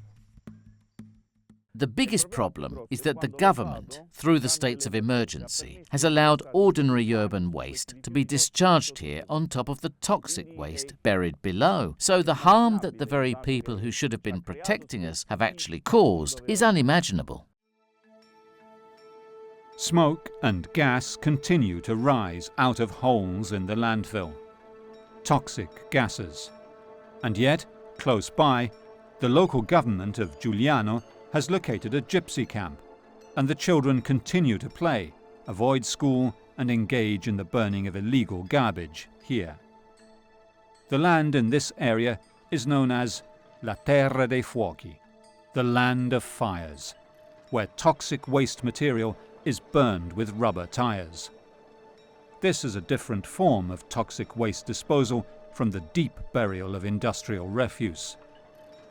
Mauro Pagnano is a local activist, reporter and photographer and works with Maurizio Patriciello, parish priest of Caivano, to bring the issue to national and international attention.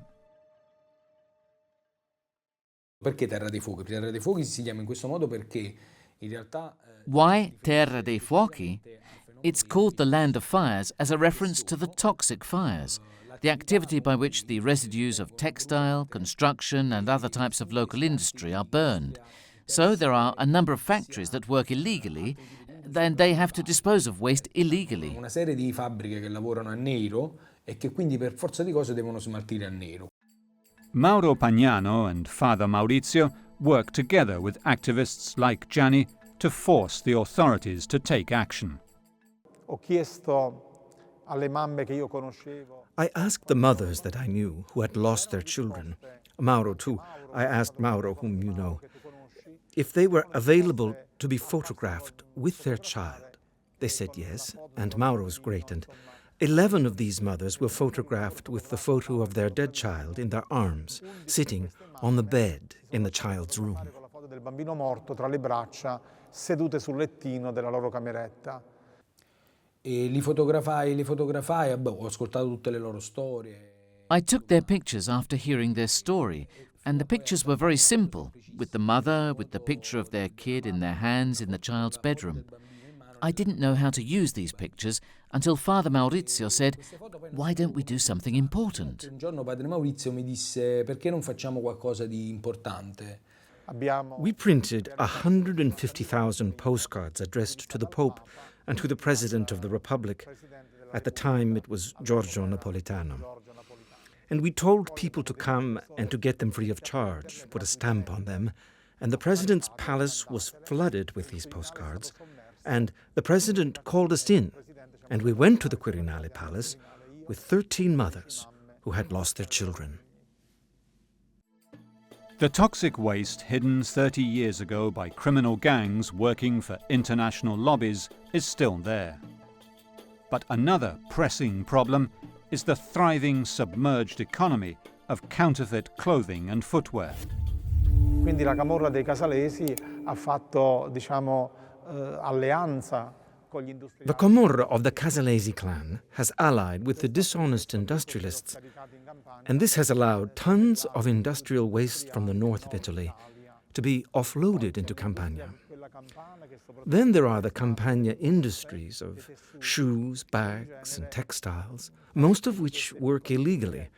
And since the product isn't registered by the financial police, so if they work illegally, obviously their waste has to be burnt. Se lavorano in nero è normale che poi gli scarti vengano bruciati. Burning rubber tires together with the waste ensures that there is no trace of what was being burned, but sends massive quantities of dioxins into the air. Abbiamo trovato sversamenti di montagne di pneumatici, non può essere un singolo meccanico che lo va a buttare lì che magari non... We've found dumps with mountains of tyres, so it's not a single mechanic who goes out to throw them away and doesn't want to pay the refuse tax. They could be companies who have the job of disposing of them. But I don't know. I don't think they all come from Campania, because it's impossible that they produce all these tyres in this area. Sometimes they are used to make a big fire to delay its being extinguished, and that way hide other substances, because when they burn textile residues, there are solvents in them and other stuff that risk exploding. Ci sono pure i solventi, c'è altra roba, no? Che può rischiare pure di esplodere. The poor quarters of the Naples suburbs are the local mafia recruiting ground. Breaking the bond between crime and poverty is almost impossible, and unemployment is high, says Father Maurizio. Nel mio quartiere penso che raggiunga l'80%. In my area, I think it reaches 80%. So sometimes I ironically say, by nature, if a person doesn't eat, he should die within 15 days. If he doesn't die, that means he eats. But if he's unemployed and earns nothing, how can he eat? Ma se è disoccupato e non guadagna, come fa a mangiare? Big industry and small producers living in the shadows together constitute a massive problem of waste control. Illegal and undeclared production processes make for illegal and undeclarable waste. Se noi pensiamo a quanti venditori ambulanti ci sono in giro per l'Italia che vendono il falso. If you think how many roaming merchants there are in Italy who sell counterfeit goods, you have to think that for every kilo of bag, there is at least half a kilo of waste. And where does all that end up? It's a problem. We all think of tax evasion as a problem, and we try to beat it. But we don't see tax evasion as having an effect on the environment. Di ricadute sull'ambiente. Giovanni has discovered another country road where the byproducts of illegal clothes manufacturing have been disposed of and asbestos has been dumped. In some places, rubber tyres have been placed on top of the waste, ready to burn it, to destroy all trace of where it is from. This practice releases dioxins into the air. It all started here, but this is happening all over Italy and even all over Europe. We have opened the Pandora's box. This is just the beginning of the issue of the toxic landfills in the whole of Europe. Poverty and widespread illegal manufacturing have poisoned the economy and the health of the inhabitants of this area north of Naples. But the problem of disposing of toxic waste has become a Europe-wide phenomenon. The disposal of toxic waste in Italy has enriched the local mafias for at least 3 decades. Organised crime has been able to offer its services to the producers of toxic waste because it controls the territory. Who made the money? The Camorra.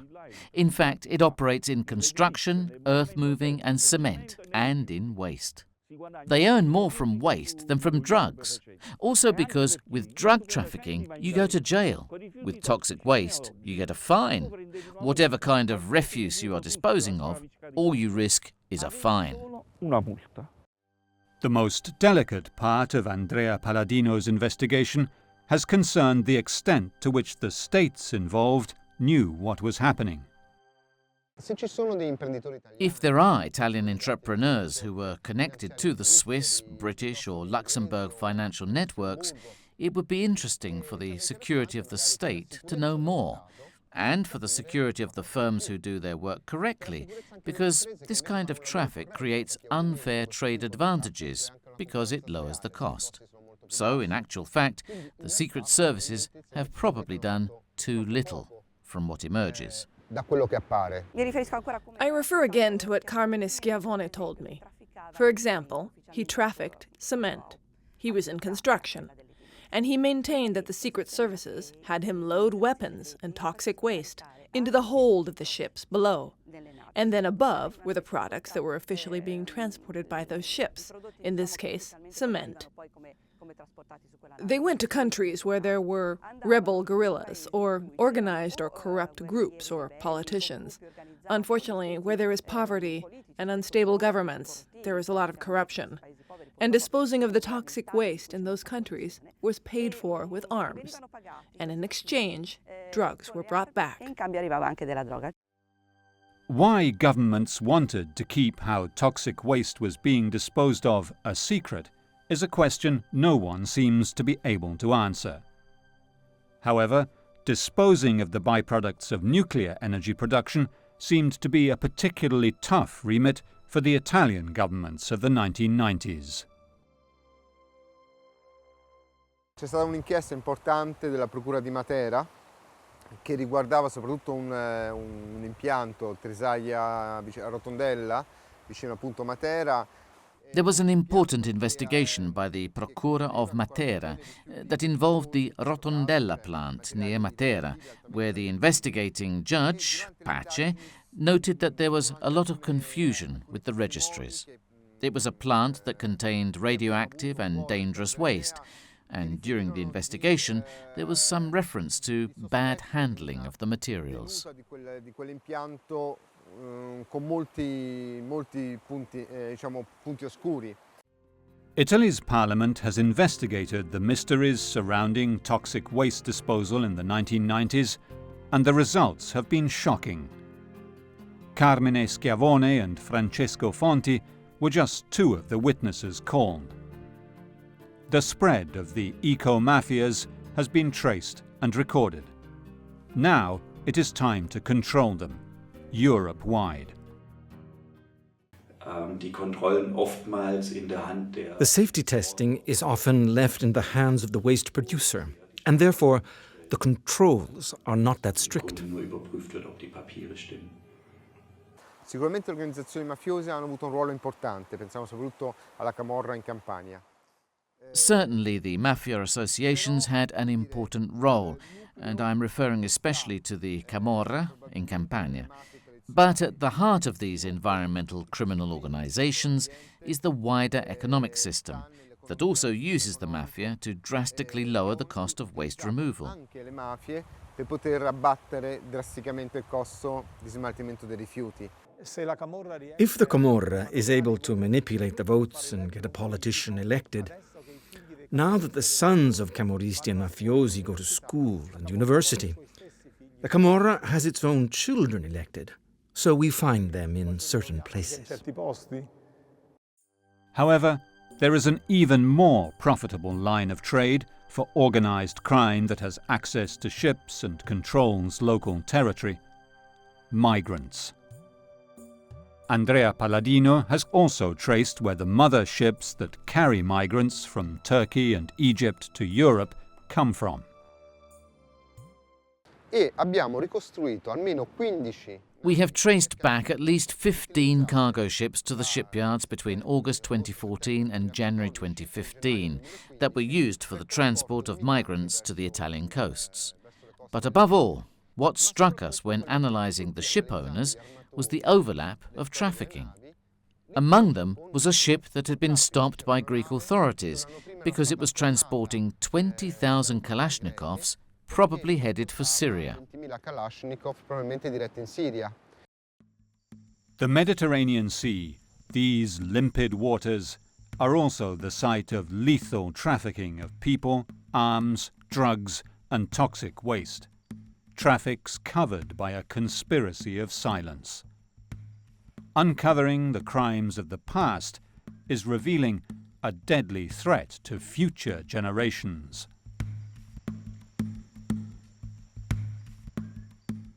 Da decenni pesa su questo. For decades, the nightmare of something lurking under the waves that might be dangerous has been weighing on this coastline and on its people. Di qualcosa che sotto il mare può costituire un pericolo. Illegal waste trafficking in the Mediterranean Sea enriches unscrupulous traders, destroys the environment, and gives their clients unfair trade advantages.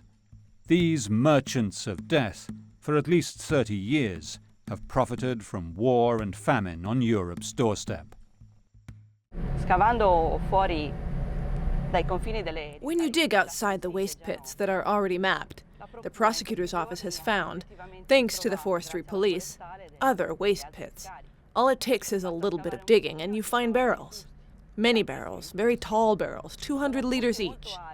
The locals would talk of these trucks arriving, also from abroad, trucks with foreign license plates, and they were carrying these barrels, and we know also that there had been some very serious episodes, such as this worker named Giuseppe Stretti, who was enveloped as he was working by this toxic cloud, as he was moving the barrels, and he died immediately.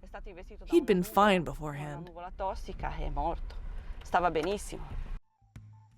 Governments have failed to adequately protect and control the sea.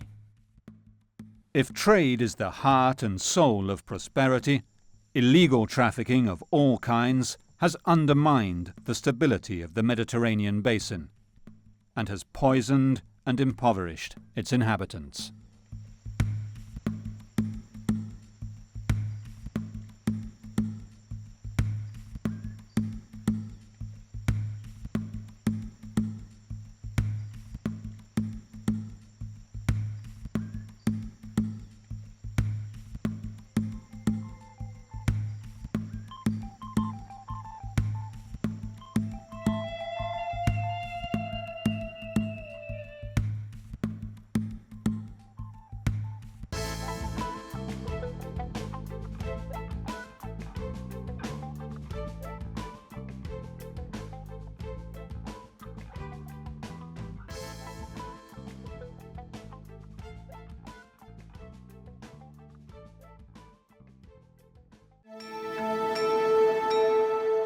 Hundreds of thousands of men, women and children are maimed and killed every year by light arms, often trafficked illegally or even openly in a grey area of near legality used by governments to sponsor armed factions. This is the story of how individuals and states have profited from the civil wars around the Mediterranean's shores. Wars that have flooded the heart of Europe with their refugees, with terrorists and their weapons.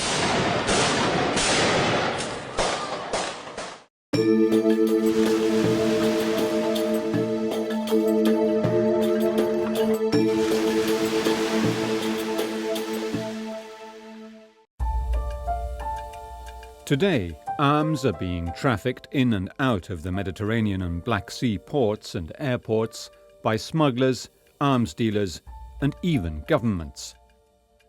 There is a grey area between legal and illegal trade that bends the rules to allow the arms industries, states, and individuals to profit from conflicts where, despite arms embargoes in place, human rights are violated daily.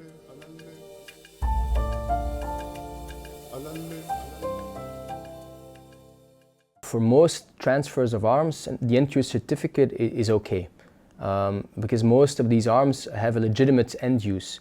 But you know, there's always a problem of diversion of these weapons. One thing that we've noticed and one thing that we've targeted recently, and actually this method started in Africa, is targeting what we call the super facilitators. A Serbian prime minister told me at the press conference that he adores when he sells arms. The tranquil city of Brussels, capital of Belgium and the heart of the European Union, is also a thriving hub for the small arms trade. It has been a hotbed of Islamic terrorist activity too. By a strange twist of history, the ingredients of an explosive cocktail of crime and terrorism came together here in 2016. We have generations of firearms production knowledge which is being transferred from generation to generation. And people know that if you have guns and you want to do something with it, go to the people with the expertise. And this is interesting when you see that some of the weapons used in the Paris attacks in 2015 were actually deactivated guns that got reactivated in Belgium. Brussels is also where the United States Department of Justice has located its European offices of the DEA, responsible over the past 2 decades for the arrest of 2 of the world's most notorious weapons traffickers. Especially Mr. Alcazar was in fact what we identify as a super facilitator. And he was tied to both drug trafficking and he was tied to terrorist activity and arms sales. The merchants of death have always existed. Men such as Monser Alcazar, who made his fortune in the wars of the 1980s and 90s, covertly dealing with governments and rogue states. He was accused of supplying arms for the Somali warring factions, allegedly in exchange for the disposal of toxic waste, through the facade of a shipping company, Shifco, that operated out of Gaeta, in Italy. Monser Alcazar was arrested in Spain in 2005 and extradited to the United States. When the Soviet Union collapsed in 1992, a combination of chaos, massive weapons stockpiles, and criminal entrepreneurship allowed its massive arms machine to fall into the hands of notorious arms dealers. After the 25th of December, the Soviet Union disappears unexpectedly, and this new reality of Russia appears. But all the money has disappeared too. Some members of the Russian military turned their hands to arms smuggling. Viktor Vogt was an ex-Air Force officer who used a fleet of aircraft to transport Soviet weapons and military material anywhere in the world. He was arrested in Bangkok and accused of plotting to kill American citizens, which enabled the United States to have him extradited back to the USA in 2010. We at the DEA target drug trafficking, and that's what we do. But if we stumble upon that these drug traffickers are also involved in terrorist activity, we obviously get our counterparts involved, and we go after these people the best way we can. And many times, because of some great laws in the United States that target terrorist organizations with ties to narco-trafficking, we have a nice tool in our toolbox that we can charge these folks in the United States, like we did with Mr. Vogt and like we did with Mr. Khazar. What happened to the Soviet reserves? Paolo Tamponi investigated. We find this capital hidden around the world, and this capital was used to buy up cheap, very cheap, the Russian gas production industries, as it was explained to me. According to some, it was the military origin of some of these that helped them lay their hands on this industry. So the connection that becomes apparent, or became apparent at the time, between the gas pipelines of Russia and the arms trade was described to us. As the communist world collapsed, so did Yugoslavia. In 1994, the wars raging in former Yugoslavia absorbed weapons and ammunition in quantities that had never been seen on European soil since the Second World War. It was the year the Jadran Express container ship was stopped in the Straits of Otranto. We were investigating Russian organized crime. And after one thing led to another, we discovered what we might describe as a ghost company. In Turin, which is a city where I was working, managed by a Ukrainian person, a certain Dmitry Strashensky. Dmitry Strashensky was linked to the Jadran Express. Legato alla Jadran Express. Looking back today, it is possible to trace what happened to this one single lethal cargo that was destined for the Bosnian conflict zone and ended up, through government intervention, 20 years later, in Iraq. As you know, the Jadran was stopped in the Adriatic Straits and taken to an Italian port, where the commander attempts to sink her.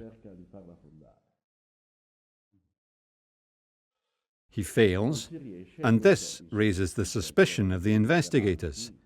And mixed in with containers full of copper wire and cotton bales, they found this enormous, I mean really enormous, cargo of weapons. The story Straczynski told Tamponi spotlighted the open sore that was the post-Soviet Union Eastern Bloc. The Jadran Express was just the last of 12 cargo ships headed to the Slovenian port of Koper with arms for Croatia and Bosnia, countries under UN arms embargoes at the time. The Jadran Express's intermediate port of call was the port of Venice, so the ship was to call in the port of Venice before proceeding to one of the ports of former Yugoslavia to supply the armies. This was enough and was sufficient to establish the jurisdiction of the Italian government. The investigation identified a Greek intermediary and two Russian nationals, Alexander Zhukhov and Leonid Lebedev, as the dealers, who were also the owners of an oil trading company. The suspects had interests in a gas and oil company, Syntes Oil. This led to the investigation extending to this company too. Zhukhov, Lebedev, all people who were extremely respected in Moscow.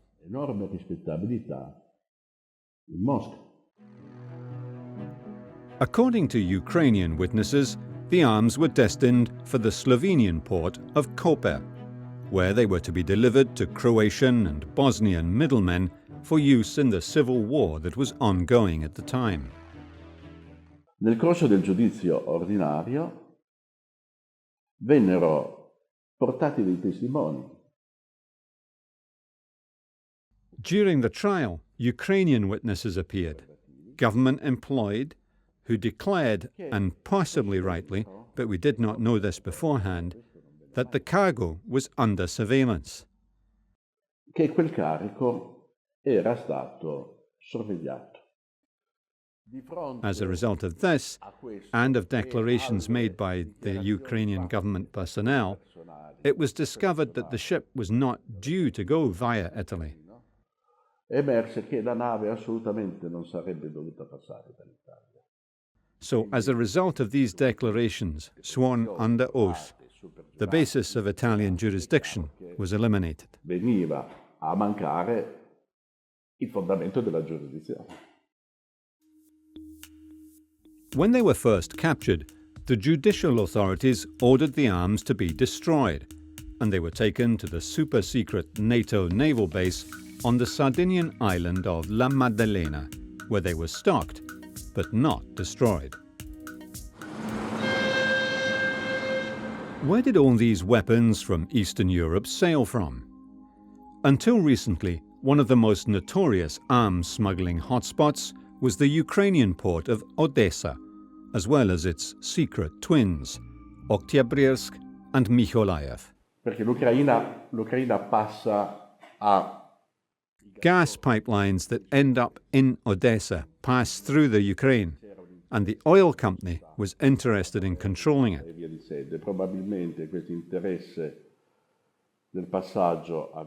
And obviously, having the gas go through had a cost that was paid by a paying officer and a receiving officer, and within this was a deal to sell military material. Nell'ambito di una compravendita di materiale bellico. But today, things are changing in Odessa. The unlikely new sheriff in town is Yulia Maruszewska. I became known on Maidan after the video about what was happening. That was a very awful moment when first victims appeared, when snipers started shooting at people, and I wanted to tell the world about what was happening. The 26-year-old Euromaidan activist has campaigned for democracy and reform in Ukraine and now heads the customs service overseeing cargo traffic at the port. The most important smuggling, that's the smuggling of the drugs, weapons, alcohol, tobacco, like real smuggling. That's also a huge problem, and Odessa is a leader for that, for sure, because 65% of all goods that are coming to Ukraine, they're coming through Odessa. For the last year, she has had perhaps the hardest job in town, reforming port operations and rooting out corruption, which is rife. Odessa is a unique region for Ukraine, the biggest region with the 5 seaports. It's huge, full of people. It's the biggest exporter of grain, with beautiful people, beautiful land, beautiful nature, beautiful sea coast, incredible beaches, but at the same time completely destroyed roads, no institution. Now Odessa is the only region, actually the biggest region between Crimea, occupied by Russia, and Transnistria, occupied also, I would say, by Russia. She changed people, procedures and protocols, ushering in a new automated system for clearing goods and simplified procedures, taking away the arbitrary power of individual customs officials to demand bribes and turn a blind eye on smuggled goods. Today, the port keeps a digital track of what is going where. But the project to improve transparency has faced stiff resistance. Customs is one of the most corrupt areas. Like that's the place of the huge cash flow. That's a very corrupt institution. And to create this, like island, like this clean island in this lake of corruption, it's really important for business. And this support is always with me. But on the other hand, of course, I have people who are like smugglers who couldn't work in Odessa anymore. They just changed and went to other customs when they still can negotiate. In 2013, the Russians began sending heavy equipment to Syria on their own naval ships as well as cargo ships. And during 2015, they began buying up ships from Ukrainian and Turkish companies to convert them into transport vessels to supply their troops on the ground. Yulia still cannot see what weapons are going where because Defense, Interior and Intelligence ministries are able to bypass her authority. As soon as something is happening with weapon smuggling, then the intelligence forces, they say that it's under our control, and the customs is kind of being replaced from the process. To control the smuggling of the weapons, that's you need a high secret clearance, and that's the problem of the national and international government. But Western governments have also been found to have supplied weapons for the Syrian conflict.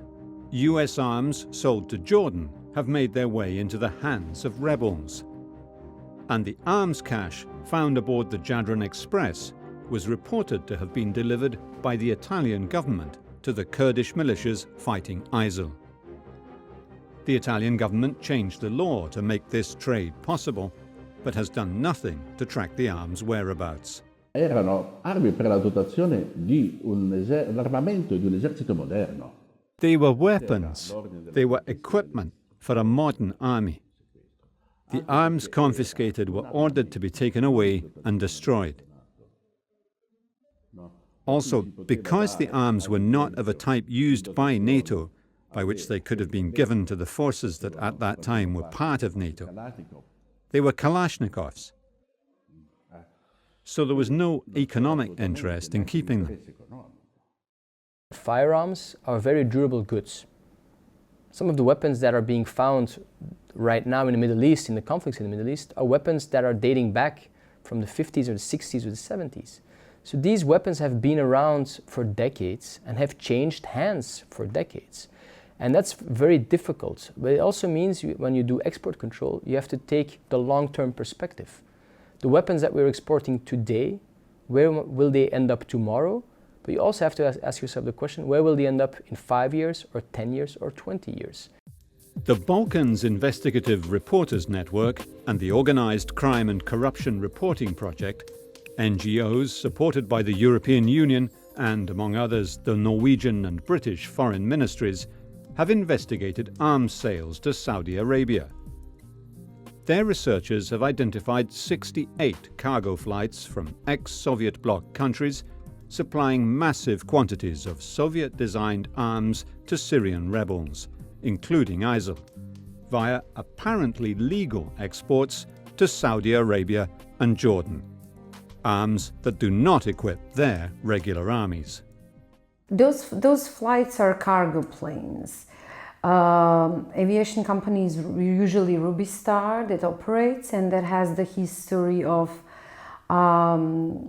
shifting, usually weapons to difficult and problematic countries, if I can say it like that, in the past. So it's the same Ilyushin flights that they were using these days, and they are actually still using them. If you look at the weapons that Islamic State is fighting with today, a lot of the weapons are American weapons, American-made weapons. Why? Because these were weapons that were donated by the Americans to the troops of Iraq, who then lost them or sold them. Another chunk are the weapons which have been in the region for decades. Have been going from one conflict zone to another. And then you have a third group of weapons, I think, and these are the weapons which are being transferred more recently. Weapons which have been exported out of Eastern Europe and Southeastern Europe legally only a couple of months ago. I mean, only for the stuff that we checked, it's like over, I believe, 50,000 of tons. Because most of the arms are like grenades, are ammunition for mortars, mortar shells and mortars, AK-47 ammunition for them. So it's like it's a really huge amount of ammunition that it's transferred from this area to Middle East. The governments of the Czech and Slovak republics, Bulgaria, Serbia and Croatia sold old stockpiles of weapons from the Cold War, as well as more recently produced weapons, to Saudi Arabia. It has been a windfall for these cash-strapped governments. When you have a buyer who is interested in buying large amounts of weapons and you do need to get rid of it because you cannot keep it forever, and if you can earn additional money next to it, that's excellent in terms of, economic policies for all of those countries. The other difficulty is that justified? Is that legal? Is the huge question. And what justifies economic, profits when it comes to human lives? In theory, you can do risk assessments and say, well, how come somebody's suddenly buying a type of ammunition that they don't usually use, or a type of weapon system that they don't usually use. But ultimately, you have to understand this is, it's business, it's big business. And I'm not personally promoting it, I'm just trying to understand that, it's very difficult in situations where, the kind of armament industry is a big employer in a certain country, and it's, kind of faltering. It's kind of a social problem that you're gonna tell them, well, don't sell this to Saudi, don't open up a new market. Especially when you have some of the big powers actually selling significant quantities there. Serbia is not the largest nor producer nor the exporter of the arms in the region. Croatia is. Other countries in Central Europe are also bigger than Serbia. What makes Serbia important is actually that it became the hub for the flights, actually for the main place from, picking up different sorts of weapons from different countries and then shifting it to Middle East and Turkey. Belgrade Airport became a place where most of those guns are piled, then, airlift to to Turkey or to Jordan or to Saudi Arabia most commonly. There is a gray area somewhere. If you look at end user certificates, etc., it's a gray area. I mean, ultimately the system could be tighter on that side. But it also takes capacity, right? So sometimes you have to be also very, very realistic about how it works. You know, the US have actually very strong capacity on post-export controls. And they're very, very keen on ensuring that there is no diversion. So, you know, they will go back and control, but they also have a very extensive network of, you know, embassies that they can call on. If you have a small country like Montenegro, which altogether I think has about less than 30 embassies worldwide, and they sell somewhere where they don't, I mean, their ability to actually control where it went is much reduced, you know. What they usually have is, and what all of those officials claim that they have, is end user certificates. And they claim it's enough. Well, in fact, the document itself shouldn't be enough, and it's not enough in terms of breaking different type of laws.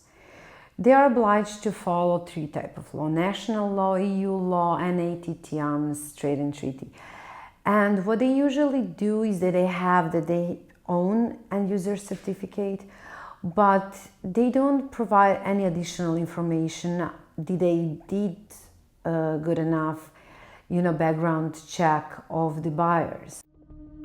Of course, the former Soviet bloc countries are not the only ones to supply weapons to potential areas of conflict. Belgium is a relatively small arms exporter from European perspective because we don't have a large defense industry. But when you look specifically at firearms and ammunition, we're top 3 in Europe. You have Germany, you have Austria, and you have Belgium. To a lesser extent also Italy. But when you look specifically at arms export of firearms and ammunition to the Middle East, Belgium is number 1 in Europe, and it has been number 1 for years. So what I'm very keen actually to stress here is to we need to be a bit fairer to the countries in the Balkans. You know, there's small players on that market. I think they got a lot of bad press recently, which doesn't mean that, you know, they should have, generally I think we advocate, you know, smaller sales of arms, etc. But I think we just need to be fair to them and understand that, you know, it's a competitive environment. And it's one where when you have a big legitimate buyer, you know, it's a big, you know, serious state. It's not a failing state. It's not, you know, it's not a state that has an internal, you know, conflict, etc. Then it's very difficult to make that argument you shouldn't sell. Belgium's light arms company, FN Herstal, actually sold a batch of 200 rifles to Muammar Gaddafi in 2011. What happened to these and the millions of other Libyan weapons is a source of concern. What we've seen after the fall of Gaddafi is that many of these firearms ended up in the hands of all kinds of non-state actors. And we've seen that these weapons have been used across Libya, but also in other parts of North Africa. Some of these weapons might have even ended up in Palestine. So we're seeing a proliferation of small arms in North Africa, partly as a result of the collapse of Gaddafi's reign. Not just Belgian arms, but European arms.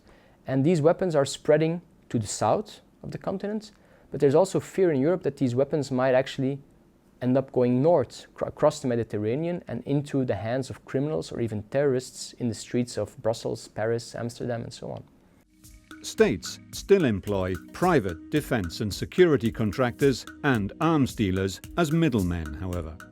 There are middlemen, actually. There are companies that are dealing with that. From Serbia, it's usually CPR Impacts is one of the companies that is dealing with those sorts of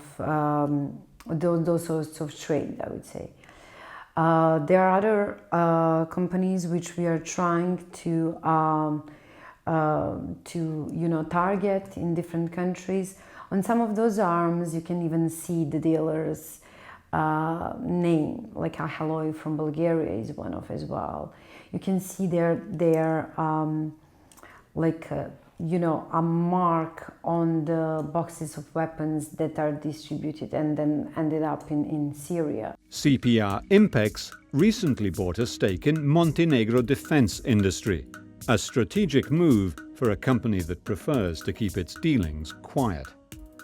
In Montenegro, MDI had approached to the port of Bar, which is one of the, especially in previous area, was one of the important hubs for arms trade.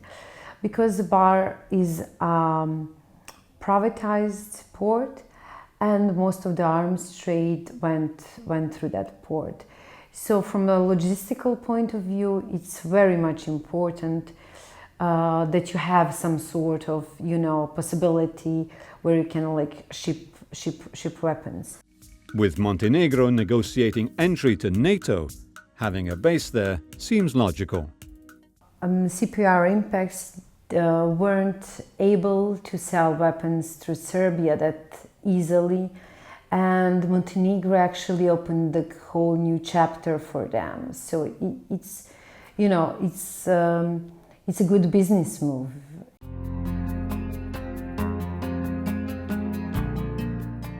From the disarmingly peaceful countryside of Castell'Arquato, near Piacenza, Italy, a controversial dealmaker weaves his web of businesses across Africa. He has been described as the Lord of War and accused of attempting to sell 500,000 Kalashnikovs to Libya in 2005. But Vittorio Dordi denies it all.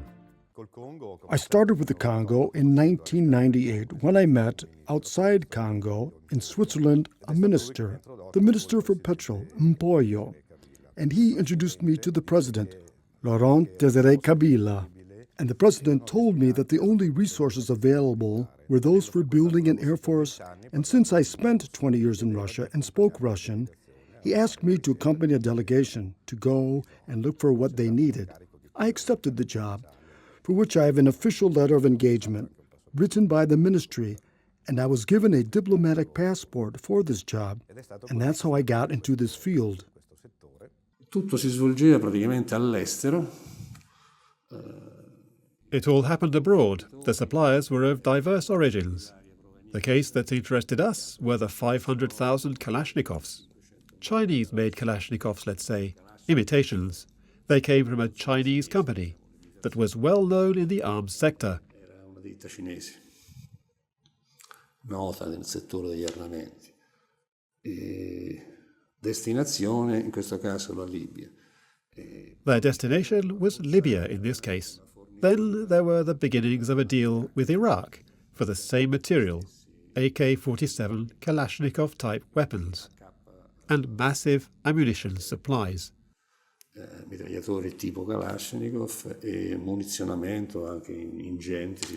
The first intercepted call that tipped off investigators was made in a city close to Perugia, where a small-time drugs dealer mentioned Dordi's name while discussing an arms deal in Libya. Dordi himself went to Libya to meet the potential buyer. The case was assigned to prosecutor Dario Razzi. Caso volle che questo soggetto dedito allo spaccio locale era. By chance, this person who operated in local drug peddling was a small player in a gang that dealt with other things, and he had a lowly role. Uno di questi appunto quello di recarsi. One of his jobs was to go to Libya for reasons that were unclear, so we ordered a check on his luggage after the check-in, and we found all kinds of weapons catalogues. Relative, diciamo, ad armi. These people who had been working in Libya for some time were looking for weapons, and they called me when I was in the Congo. They called me several times saying, "You work with Russia, give us a hand." And it is clear from the phone calls and from the transcriptions that I say, no, I am not interested. It's not something I am able to do. In any case, I represent a company that makes aircraft and helicopters. I know absolutely nothing about the Kalashnikovs. Prosecutors claim Vittorio Dordi is one of Italy's biggest arms traffickers, owning an arms dealership in Cyprus that represents warplane and helicopter manufacturers. His experience in working with the arms industry and sub-Saharan governments sheds light on who monitors what is really happening behind the scenes. I went to speak with the CIA. Basically what happened, the CIA said to me, "Do you have time to waste? We're talking about a country that released an end-user certificate for 5 guns and they were sent. What do you want to do? Nothing. If they really want to buy 500,000 guns, then call us and we'll intervene." This is the first time an arms smuggling case has brought about convictions in Italy, with 2 of the dealers handed a 2-year suspended jail sentence, and Dordi himself being found guilty by the court of first instance, although he has appealed and is awaiting the final judgment. This business of the Kalashnikovs, they were speaking of 1 million Kalashnikovs at the beginning. It's unrealistic because the Chinese factory, the largest Norinco, would have taken 5 years to make them without satisfying their other clients. So it's an unrealistic number of guns. It's as though Mercedes makes 500,000 cars a year, and I go and ask them, as a private individual, for 2.5 million cars. Mercedes would say, sorry, but you have some problem. Fighter jets, MiG-25B models are available. These are contacts that never turned into anything. It's just to say that there was everything except for nuclear weapons. It came out that one of them has a minority stake in a company whose main shareholder was the main Russian aircraft producer. In cui il socio dominante era la principale industria russa di aviazione. At that time, the Democratic Republic of the Congo was not under embargo, so was free to acquire whatever it wanted. And we created this Air Force, a small Air Force, typical of an African country, and I entered this sector by chance and became the sales representative for the Georgian company that produces the Sukhoi 25. The weighty indictment against Vittorio Dordi contains transcripts of telephone conversations between him and the original instigators of the deal. There are 5 telephone calls. In all the questionings of the others involved, they declared that I had nothing to do with this, that they did everything without me. They asked me for my help, but didn't get it, and they did everything without me. The result is that after 8 years, I'm still waiting.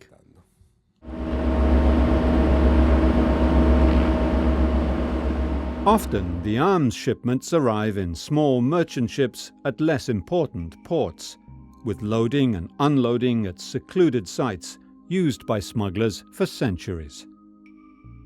The Haddad I was stopped close to Crete. Aboard were 5,000 pump-action shotguns, 500,000 9mm rounds of ammunition, and 46,000 cigarettes. Greek authorities believe it was bound for Misrata, which at the time was under the control of Libyan Dawn. The ship's last port of call was Iskenderun, Turkey, 50 kilometers from the Syrian border. The ship was later released after the intervention of the Turkish government, claiming that although Haddad I was bound for Libya, the guns were for Sudan. The role of Turkey in arms manufacturing and export on the very frontiers of Europe is controversial. In November 2015, another cargo of Turkish-made Winchester pump guns was intercepted in the port of Trieste with incomplete paperwork. The weapons were destined for Belgium and the Netherlands. Dozens of ferries and cargo ships enter the port of Trieste every week, but monitoring what they carry is tough. Customs and port authorities rely on a formula that triggers checks on potentially high-risk vessels. Even the Italian government often turns a blind eye or even promotes the sale of weapons to countries under embargo. In 2001, a country like Libya under embargo wants to buy patrol boats, but the Italian company that makes them can't sell them because they can't get an end-user certificate. So the government passes a decree that lasts 6 months that says that the end-user certificate is no longer necessary, so they are sold via an offshore company and reach their destination without an end-user certificate. The most widely trafficked weapon the world over is the AK-47, the Kalashnikov. It was invented by Igor Kalashnikov when he was wounded at the end of World War II. It is neither the most accurate nor the lightest of all weapons, but it is robust and can be broken down into a dozen pieces that are easily cleaned and smuggled. If you look at our neighborhood today, we can say that North Africa has a serious problem of proliferation of firearms. The Middle East, with all the conflicts going on there, it's very clear that there's a lot of weapons out there. And when you look at the eastern border, you see the Ukraine, with a lot of an incredible proliferation of firearms. Now, at the moment, we don't see a lot of evidence of these weapons ending up back in the streets here in Western Europe. But if we don't pay attention, if we don't take the necessary measures to prevent this, we might end up with a problem that's much bigger than the problem we have with the Balkans today. In fact, the whole of Eastern and Southeastern Europe is awash with AK-47s and their local derivatives. In terms of the illicit trafficking, the dangers for Western Europe is the proximity to this area, which is still a relatively recent post-conflict area, and these are remnants of war. So the danger is the nature of the trafficking, so this kind of micro-trafficking that's happening currently, the porous nature of the borders, the fact that the EU borders have moved closer into the Balkans, and then it's actually really a simple supply and demand problem. You have supply on this side, people willing to sell, and you have definitely an increased demand within Western Europe for firearms, both in terms of organized crime, but also terrorism, as we've seen. Supply and demand are meeting each other, and this is where it gets interesting, because the perpetrators of these terrorist attacks are often linked to the criminal underworld. These were people that were often convicted for criminal violence, drugs trafficking, and so on. They spent time in prison, often radicalized in prison, and then used their criminal skills to acquire firearms that are very suitable for terrorist activities. While a Kalashnikov might cost €250 in Belgrade, it can be sold for €2,000 in a European city such as Brussels, where the firearms industry enjoys a long tradition, going back centuries.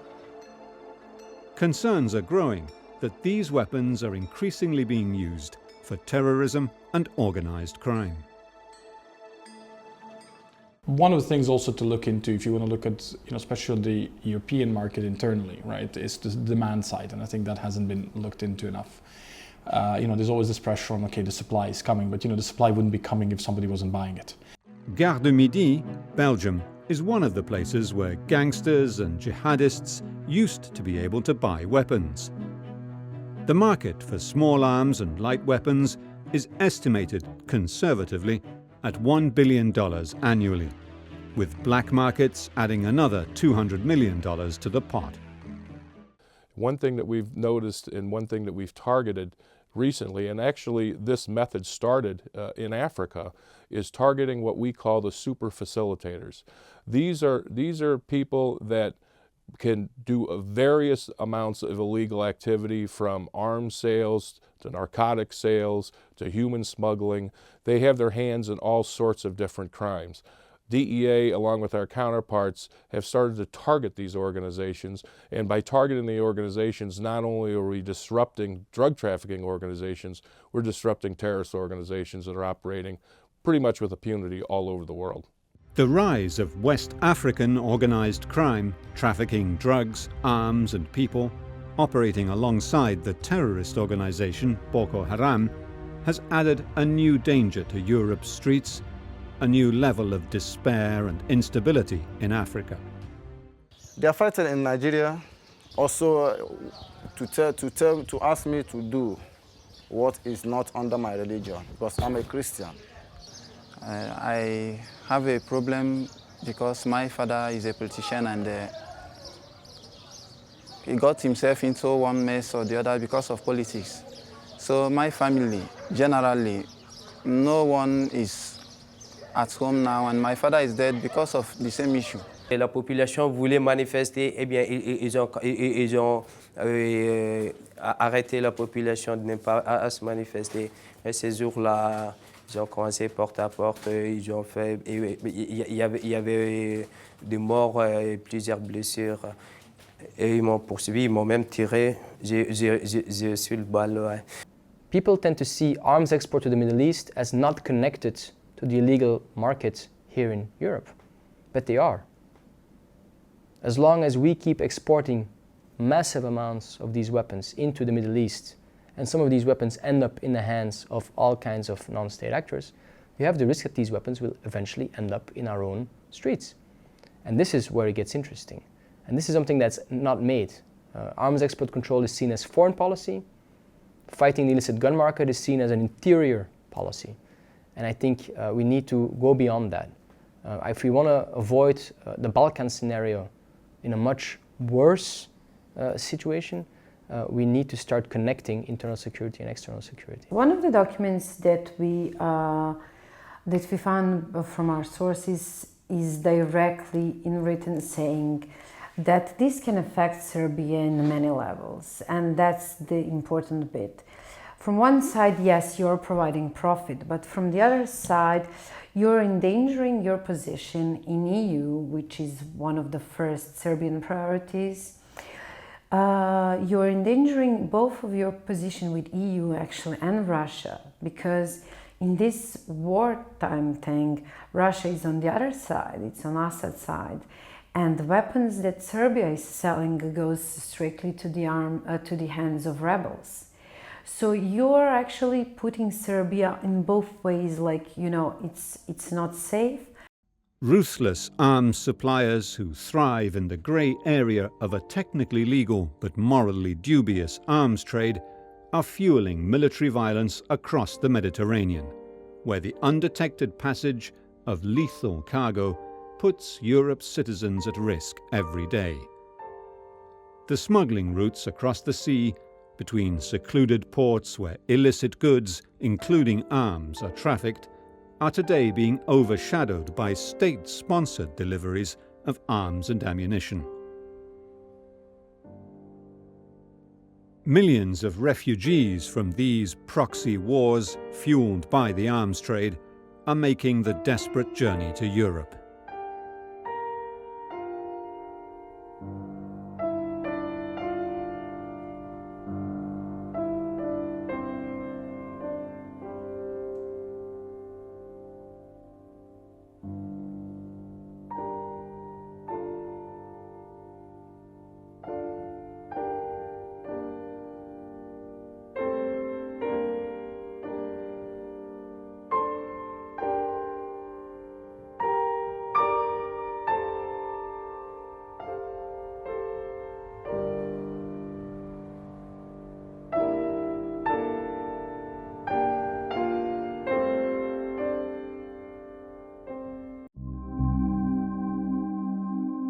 Europe is the new frontier for the South American crime cartels, while imports of Afghan heroin have never been so massive. The Mediterranean Sea is the crossroads of this deadly trade from east and west, creating new urgency to thwart this silent, lethal cargo.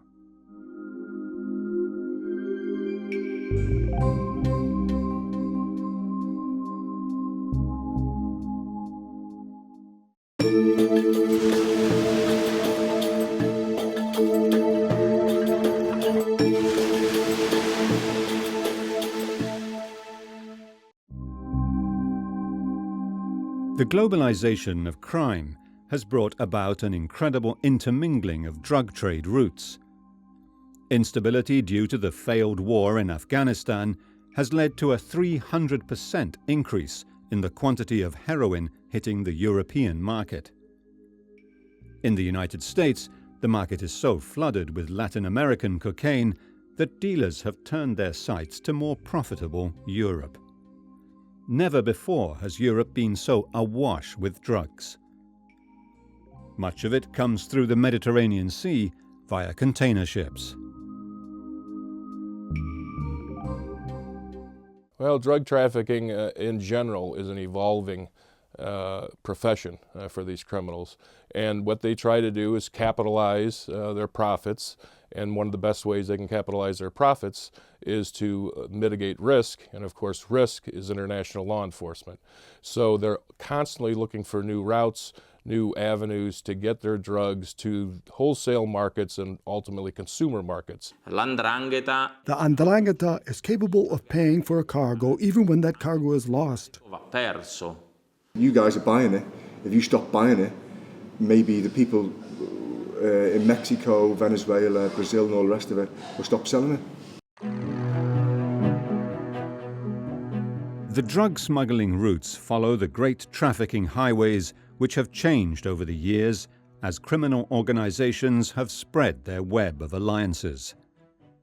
The old tobacco and opiate routes from the east still exist, but new routes have opened up from the west as criminal organizations have expanded globally and exploited law enforcement loopholes to organize their trade. Not only drugs, but arms and people too.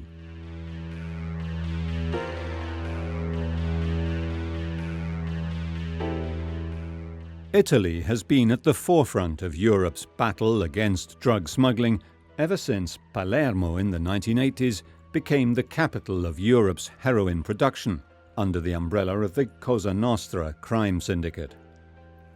The business was so profitable that soon other criminal organizations, the Camorra in Naples and the Sacra Corona Unita in Bari, also began using their ports to move drugs.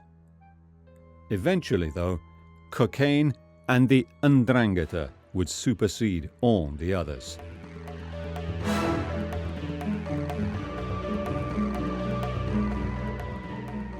The Camorra and Cosa Nostra have today been largely sidelined by the notoriously violent Calabrian mafia, the Andrangata, whose global reach has turned Italy into a central hub for the international trafficking of drugs and other lethal cargo, which of course no longer need to pass through Italy at all. L'Andrangheta sicuramente ha sfruttato quello che inizialmente è stato il proprio core business, ovvero The Andrangheta took advantage of what initially was the core business, the kidnapping of people. The investment in the cocaine market generated what is today a leadership in that market. Sicuramente una leadership di questo mercato. Probably when in Italy, more than the Andrangheta, there was a concentration on the other criminal organizations. Su altre organizzazioni criminali. But at the time, like they still do today, the Andrangheta was quietly expanding its networks not only in Italy and invested in this flourishing cocaine market and building personal relationships directly with the producing organizations. Della cocaina, andando a intrecciare dei rapporti personali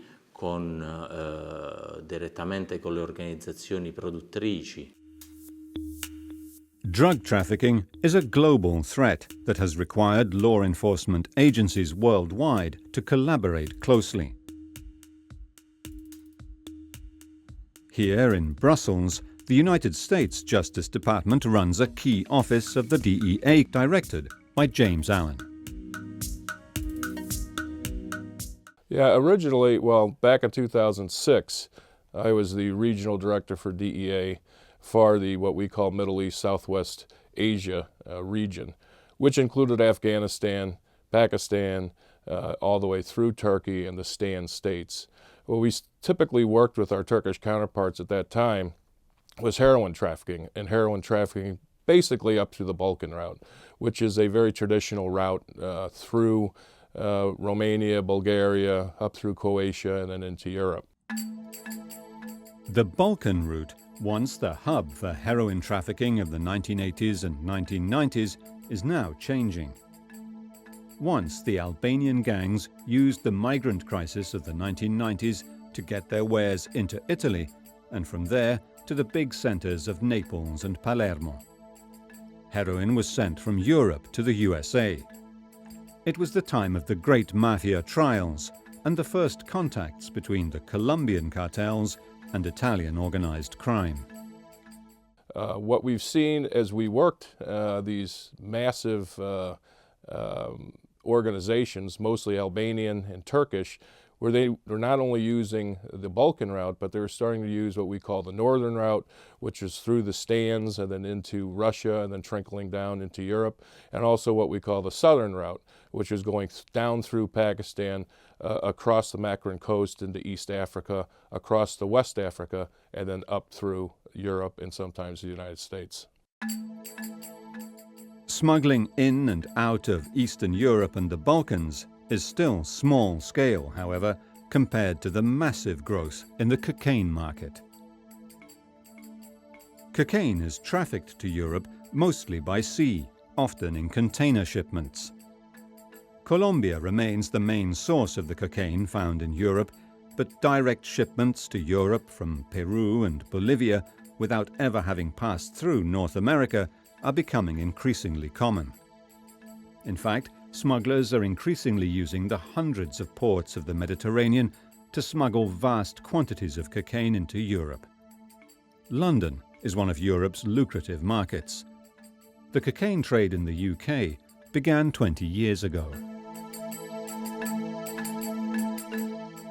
And the first 1,000-kilo load, which was smuggled into Europe and smuggled in by a British crime group from Liverpool, they brought it in through Amsterdam, and they did that by flying over to Venezuela, making contacts with Venezuelan drug dealers.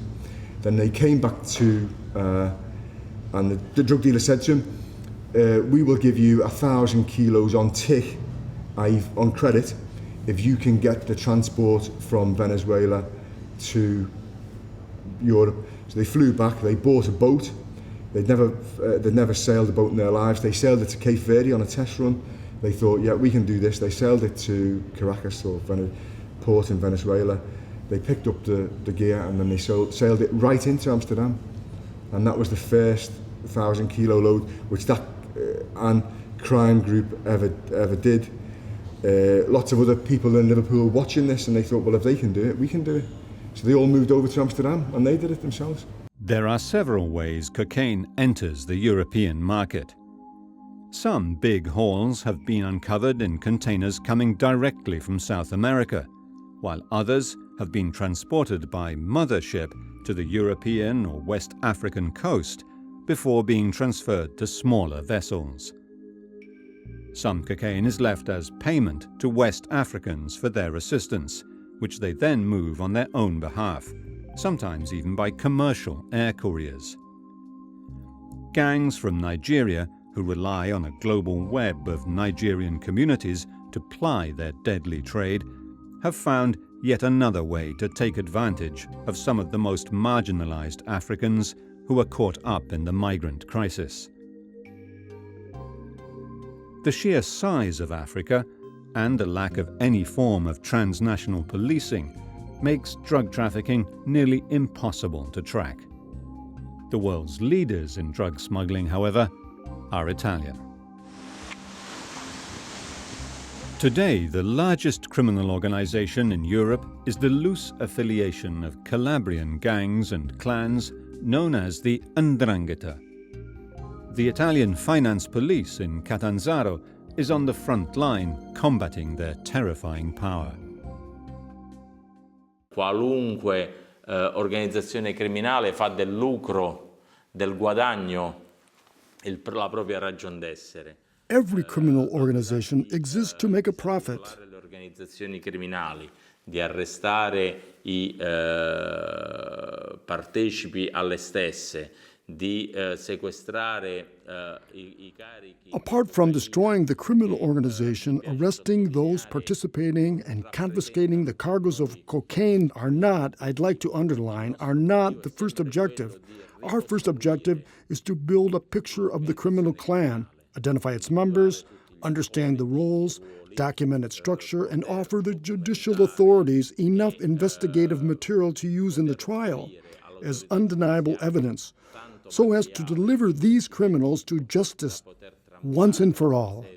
Di dibattimento delle prove incontrovertibili al fine di assicurare alla giustizia in modo definitivo questi criminali. The illegal drug market in Europe is worth 24 billion euros a year. These outlawed substances are consumed by millions of Europeans, and as their cost decreases, the market base widens. Cocaine is Europe's most widely used illegal stimulant, with an estimated 3.6 million people over the age of 15 having sniffed, snorted, or injected it in the last year. It is second in seizures, behind only cannabis. Cocaine is trafficked to Europe via both air and sea. The Andrangata has gained control not only of the supply side of the market, but also the places of import. Using the high seas to smuggle people, waste, arms and drugs is a serious threat to international trade and regional stability, as over 90% of global trade is carried out by sea.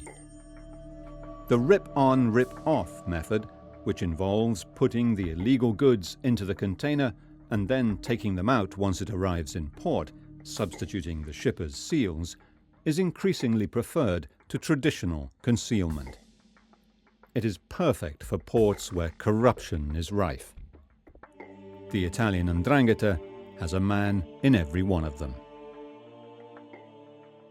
Ancora oggi possiamo tranquillamente dire come l'Andrangheta non solo sia egemone e utilizzi i porti. Still today, we can easily say that the 'Ndrangheta is not only using the Italian ports with commercial routes from those countries, but also using commercial routes that involve American cargoes arriving in Northern Europe. In porti, per esempio del Nord Europa, parliamo di Rotterdam. Like Rotterdam, Germany and Holland, and then transporting the drugs by truck to the national markets. They also do business with other criminal groups in the drug market, for example, by getting it to arrive in Spain and then subdividing it between local Spanish criminal gangs and the part that then goes to the 'Ndrangheta. Da far arrivare per esempio in Spagna e poi ripartirla quota parte per la delinquenza spagnola e quanto invece di competenza dell''Ndrangheta. Well, again, you know, the drug trade is like any other business, and the traffickers, the South American kingpins, are going to move their cocaine to where they can make the most money. So throughout the years, at first, the markets were in the United States, where typically back in the 70s and early 80s, a kilogram of cocaine was going from anywhere from $30,000 to $40,000. Because they have flooded the market in the United States, now you can buy a kilogram of cocaine for under $15,000 in some parts of the United States. So these drug traffickers started to look for different markets because they flooded the United States market. So they saw that there was a ripe market in Western and Eastern Europe. Spain has got Spain and Britain have got the highest prevalence of cocaine use in Europe, and that's because the gear comes into Spain, and therefore it's cheap and a lot of people use it and distribute it in Spain. And there's a big market in Britain because we're a rich country full of people who like to take drugs. You know, not only working class people, middle class people, is a huge market. Therefore there's a huge prevalence. And it was the Mexican ambassador to the UK who told me that. And the point he was making is that, and he was speaking for the whole of South and Central America, is that the crime groups in South and Central America have refocused their sales from the States to Europe because they can make a living at it. There's people who will buy it. The story shifts to Spain and the ports of Cadiz and Valencia. Spain is, by cultural affinity, the closest port of call for the South American cartels. Daniel Santiago leads Spain's elite Greco organized crime investigation unit. Bueno, principalmente la relación de los narcotraficantes. Principally, the narco-traffickers' relationship with Spain is basically that they come from producing countries, which is something I follow. They are Colombian and from other South American countries, but mainly Colombian, and there are various reasons. The main one going back to the time of the Schengen Treaty. And since the easiest place for a South American to enter is Spain, because it is easy for them to get in, get resident status, it's the place where they can hide best, because this is where the largest Colombian and Latino American community lives. A lot of people, most of whom do legal jobs, so here they get lost in the crowd. They don't attract attention. Donde ellos se pierden, o sea, no llaman la atención. Today, the European cocaine market is so valuable that Colombian producers are prepared to take enormous risks in order to get massive quantities across the Atlantic. hiding it in containers. El camuflaje de drogas normalmente se utiliza cuando es bien por vía de contenedores o bien por vía de... The camouflage is usually done with containers or else with drug mules. Usually it comes in by ship. There are many methods. A method that I would call camouflage, for example, involved pineapples from Costa Rica, in which the pineapples, they were in a container of pineapples. They had opened the pineapples, extracting the flesh of the pineapple, filled it with a container painted yellow, closed the pineapple completely. Unos cilindros de cocaína pintados, o sea, cubiertos con una cera amarilla, metido y cerrado la piña con pegamento. In the fruit boxes themselves, the cocaine was hidden between the layers of cardboard. De las cajas de fruta se pueden meter láminas de cocaína. The same goes for shoes. In a recent case, the sole of the shoe is corrugated and the cocaine is placed in the spaces, which are then covered by a plastic sheet. In December 2015, importers tried a new, ingenious way of hiding their cargo. It was in the port of Cadiz, and when the cargo was opened, they thought it was mixed in with the charcoal. The surprise was that it was mixed. It was inside the pallets. Why was it surprising? Because the pallets looked as though they were of wood. Usually we are looking for a hiding place, something that's been painted, or it's in a tank, but no, this time if you touch it, if you handle it, it seems like wood. The heist was coordinated with the National Crime Agency in the UK, working on a tip-off. It was worth 240 million euros on the European market. It was a shipment of charcoal with a total of 1,520 kilos of cocaine, of which 550 kilos were hidden in the charcoal, and the pallets used to carry the charcoal were made of 1,400 kilos of cocaine. We worked with the NCA, the English, in this operation, and we arrested 4 people in Spain, and they arrested another 6 people in Dubai and Liverpool. We also found a very large laboratory to be used to extract the cocaine from the pallets. They will own or have control of a huge container ship or part of that ship. That's how much pull they've got. And they will, several groups will invest in a big load, maybe 1,000, 2,000, 3,000 kilo loads of cocaine, cannabis, heroin, even though this may be coming from South America. And then they will bring it over and they will beach it in Spain, either directly into a port or they will, off coast, they will bring it in on smaller vessels. We have seen a dramatic increase in the amount of cocaine seizures that are occurring in the ports throughout Europe, specifically Spain, Italy, Holland, where before we were seeing multi-hundred kilogram seizures.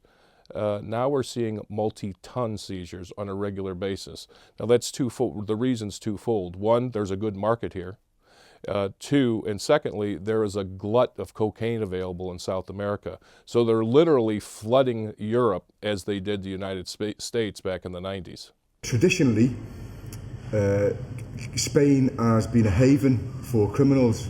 Now, in addition to that, it's also a good place to smuggle drugs into from South America and Central America because of its coastline and because of the historical connections. So criminals who based themselves there became very good drug dealers, and they were able to beach drugs in Spain and then transport it back to Liverpool or London for distribution. The drugs were destined for the UK market via ports in the Netherlands. Nosotros, por la información que manejamos y por nuestras investigaciones, as far as the information we have is concerned, the main route of entry for cocaine into Europe through the use of containers is deviating from Spain to the Netherlands. Obviously, they use Spain still, but a massive amount goes to Holland, much more than through Spain, and that's affecting the price, which is much cheaper in Holland than in Spain. Listen, if you're a crime reporter, Amsterdam is a great place to do stories about, because Well, for many different reasons, it's got a big crime heritage. People have been dealing drugs there for 30, 40 years, so it's well established. It's in the fabric of their society. There are lots of crime groups from all over the world. You know, you get Vietnamese, you get Croatian, you get Yugoslavs, Russians, you get lots and lots of British gangsters, and according to the National Crime Police in Holland, they effectively run Amsterdam. Isn't that they're the senior crime group who people deal with. Actually identifying the ships that are worth intercepting is a nightmare for the overstretched police forces of Europe. Most of the ships are targeted based on a points system that analyzes risk based on who owns the vessels and their port of call history. 1,800 ships follow this route. Sailing boats, container ships, fishing vessels. It's a very busy route. If we were talking about cars, you ask, why not set up a roadblock? Where do you set up a roadblock? And what car would you stop? I'd stop an old car with 4 strange people aboard. I'd stop it. But you're in a place where 1,000 cars go by and you can't stop all of them. The ships at risk of carrying cocaine are identified as those with African crews, or older ships on their last voyage, or ships that stop off in suspect ports. Normally, there are 2 types of boats carrying cocaine, and we're talking boats, not container ships. They are sailboats or fishing boats. What we look out for in a sailboat is the crew, people traveling alone or 2 people whose financial profile wouldn't be such that you'd expect them to be on a journey like that. For example, a Bulgarian. We stopped one recently, a Bulgarian who traffics drugs with other people in his country, goes to the Caribbean, buys a boat in the Caribbean, and returns home in the boat alone. This isn't normal. Coge un barco en el Caribe y se ve él solo en el barco. Pues no es muy normal. Other import techniques involve smugglers using fishing boats and offloading the drugs at sea. Respecto al tema de pesqueros, es una ruta que ha bajado un poco, ya no es tan común como antes. Talking about fishing boats, it's a technique that is less used now but was common earlier, and we identify them more or less by their profiles. Usually they are very old fishing boats, probably on their last voyage. They are so decrepit that their owners wouldn't send them out under normal circumstances. Close to the Spanish coast, they offload and then they sink. They let them sink, obviously not with the crew aboard. The crew gets off. They buy these boats because it's their last voyage from South America to Spain or Europe, and the crews usually come from over there, from poor countries, Venezuela or the Caribbean, or they are mixed crews that include Africans, Europeans, and the South Americans. Apart from the massive cargoes sent to supply the growing demand for cocaine in Europe, there are also smaller quantities being shipped using simple methods.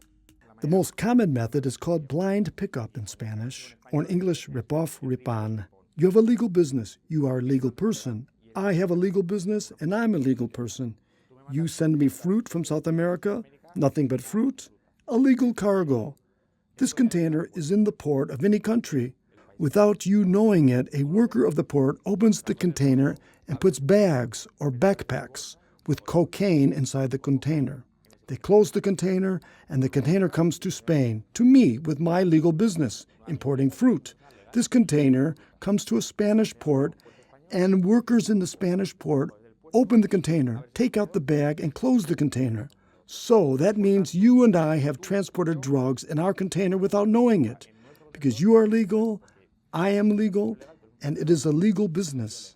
Quando lo stupefacente è diretto in porti altamente, diciamo così, controllati come quello di Gioia Tauro. When the drugs are headed to highly controlled ports, like that of Gioia Tauro, we often come across a great capacity of the criminals to hide the cargo. Grande capacità delle consorterie criminali di celare i carichi. È vero che molte indagini hanno dimostrato come spesso It's true that many investigations have shown how they can count on unfaithful workers inside the port structure that guarantee that they will recover the cargo. Ovviamente il recupero dei carichi. It is no longer only the South American cartels that are importing cocaine.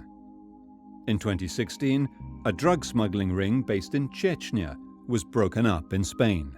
La operación Draco-Grozda se centraba sobre un grupo de nacionales chechenos. We concentrated on a group of Chechen origin that was led by an ex-member of the Chechen Special Forces, and it was subdivided into groups or cells of not more than 2 or 3 people, each of which had a specific task within the group.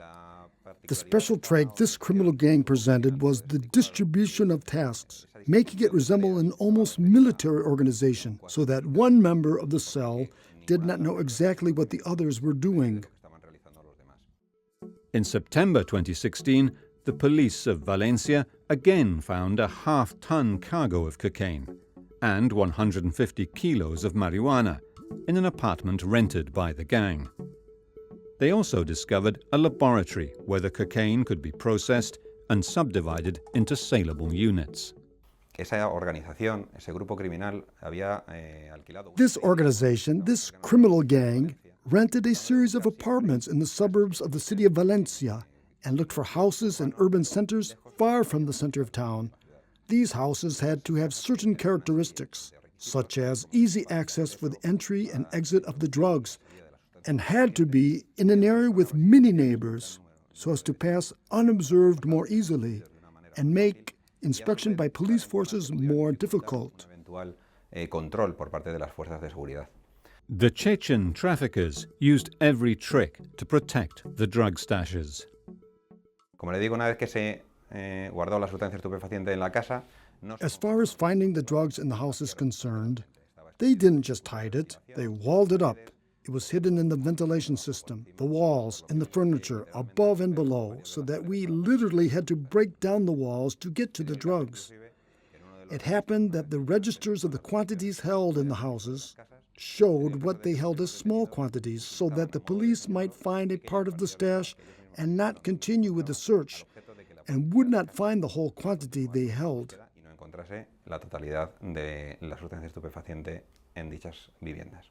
El laboratorio típico que hay en España es en España y en Europa. The typical laboratory that you find in Spain, not only in Spain but in Europe, are laboratories for cutting and adulteration of the drugs. With the new methods that exist, we are finding laboratories for transforming the drugs. They are essentially chemical laboratories. The Greco unit found a laboratory with sulfuric acid, boric acid, kerosene, with many products, because they had to be able to break down the pellets made of cocaine mixed with other extraneous materials, such as wood and plastic, and extract it, separate it.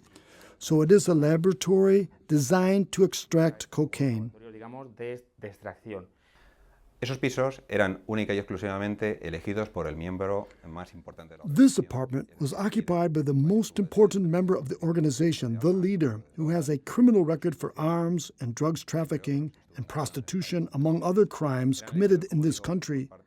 And as I said, he was the leader of the group we rounded up and was supported by others, the cell that organized the logistics of the organization. Spain seems to be the frontier of the cocaine trade, the place where, today, the floodgates are open. On the other side of the Mediterranean, in Italy, Michele Di Nunno is the Calabrian coordinator of the National Organized Crime Investigation Unit at the Finance Police, the GICO, and has been monitoring the rise of the Calabrian organized crime gang known as the Andrangata. This organization is especially difficult to keep track of due to its low hierarchies and multi-family organization. Fear of the Andrangata, notorious for its cruelty, guarantees secrecy and loyalty among its clan members. This deeply ingrained culture of secrecy and loyalty has gained it the trust of the Colombian cartels. In July 2016, Italy's anti-mafia prosecutor Franco Roberti and the GICO announced the arrest of 144 people between Colombia, Costa Rica and Italy at the end of a surveillance and interception operation named Due Mari, which was the Italian part of an ongoing DEA campaign known as Angry Pirate 2. L'Andrangheta faceva arrivare in Italia lo stupefacente. The Andrangheta imported the drugs into Italy. Our investigation began because, as we were following certain members of families in the Ionian area of the province of Reggio Calabria, we were seeing a lot of trips of these people back and forth from Costa Rica. Dei viaggi di questi soggetti verso il Costa Rica. The cocaine delivered to multiple ports in Italy originated in jungle laboratories in Venezuela and Colombia and was transferred to cargo ships to be brought to Europe via Costa Rica.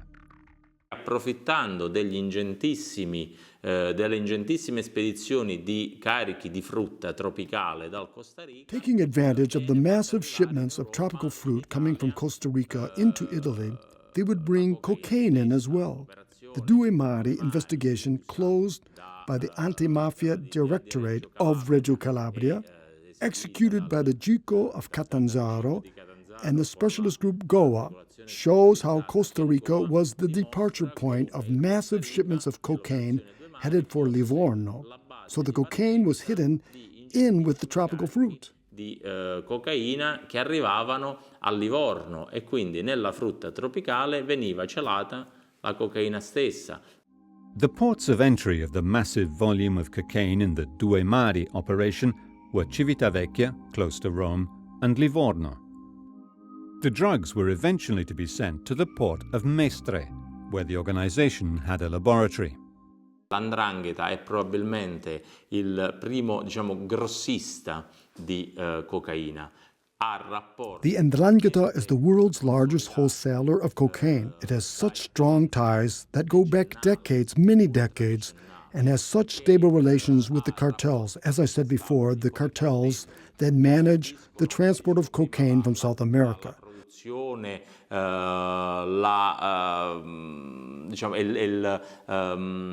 L'invio dal Sud America della cocaina.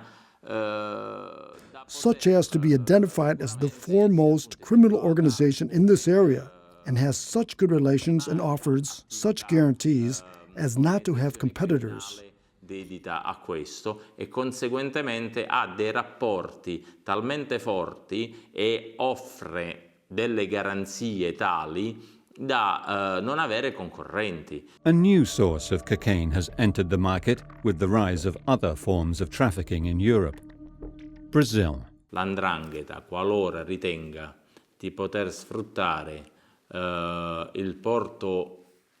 If at any time the Andrangheta thinks it can take advantage of any port in Brazil or a port of departure of cocaine in any other state, it has no trouble creating and stabilizing relationships as it can draw on the fact that it is a respected organization. Dei rapporti perché può far sempre riferimento a quel suo essere una organizzazione rispettata. However, Brazil is also host to a community that offers incalculable advantages in drug distribution.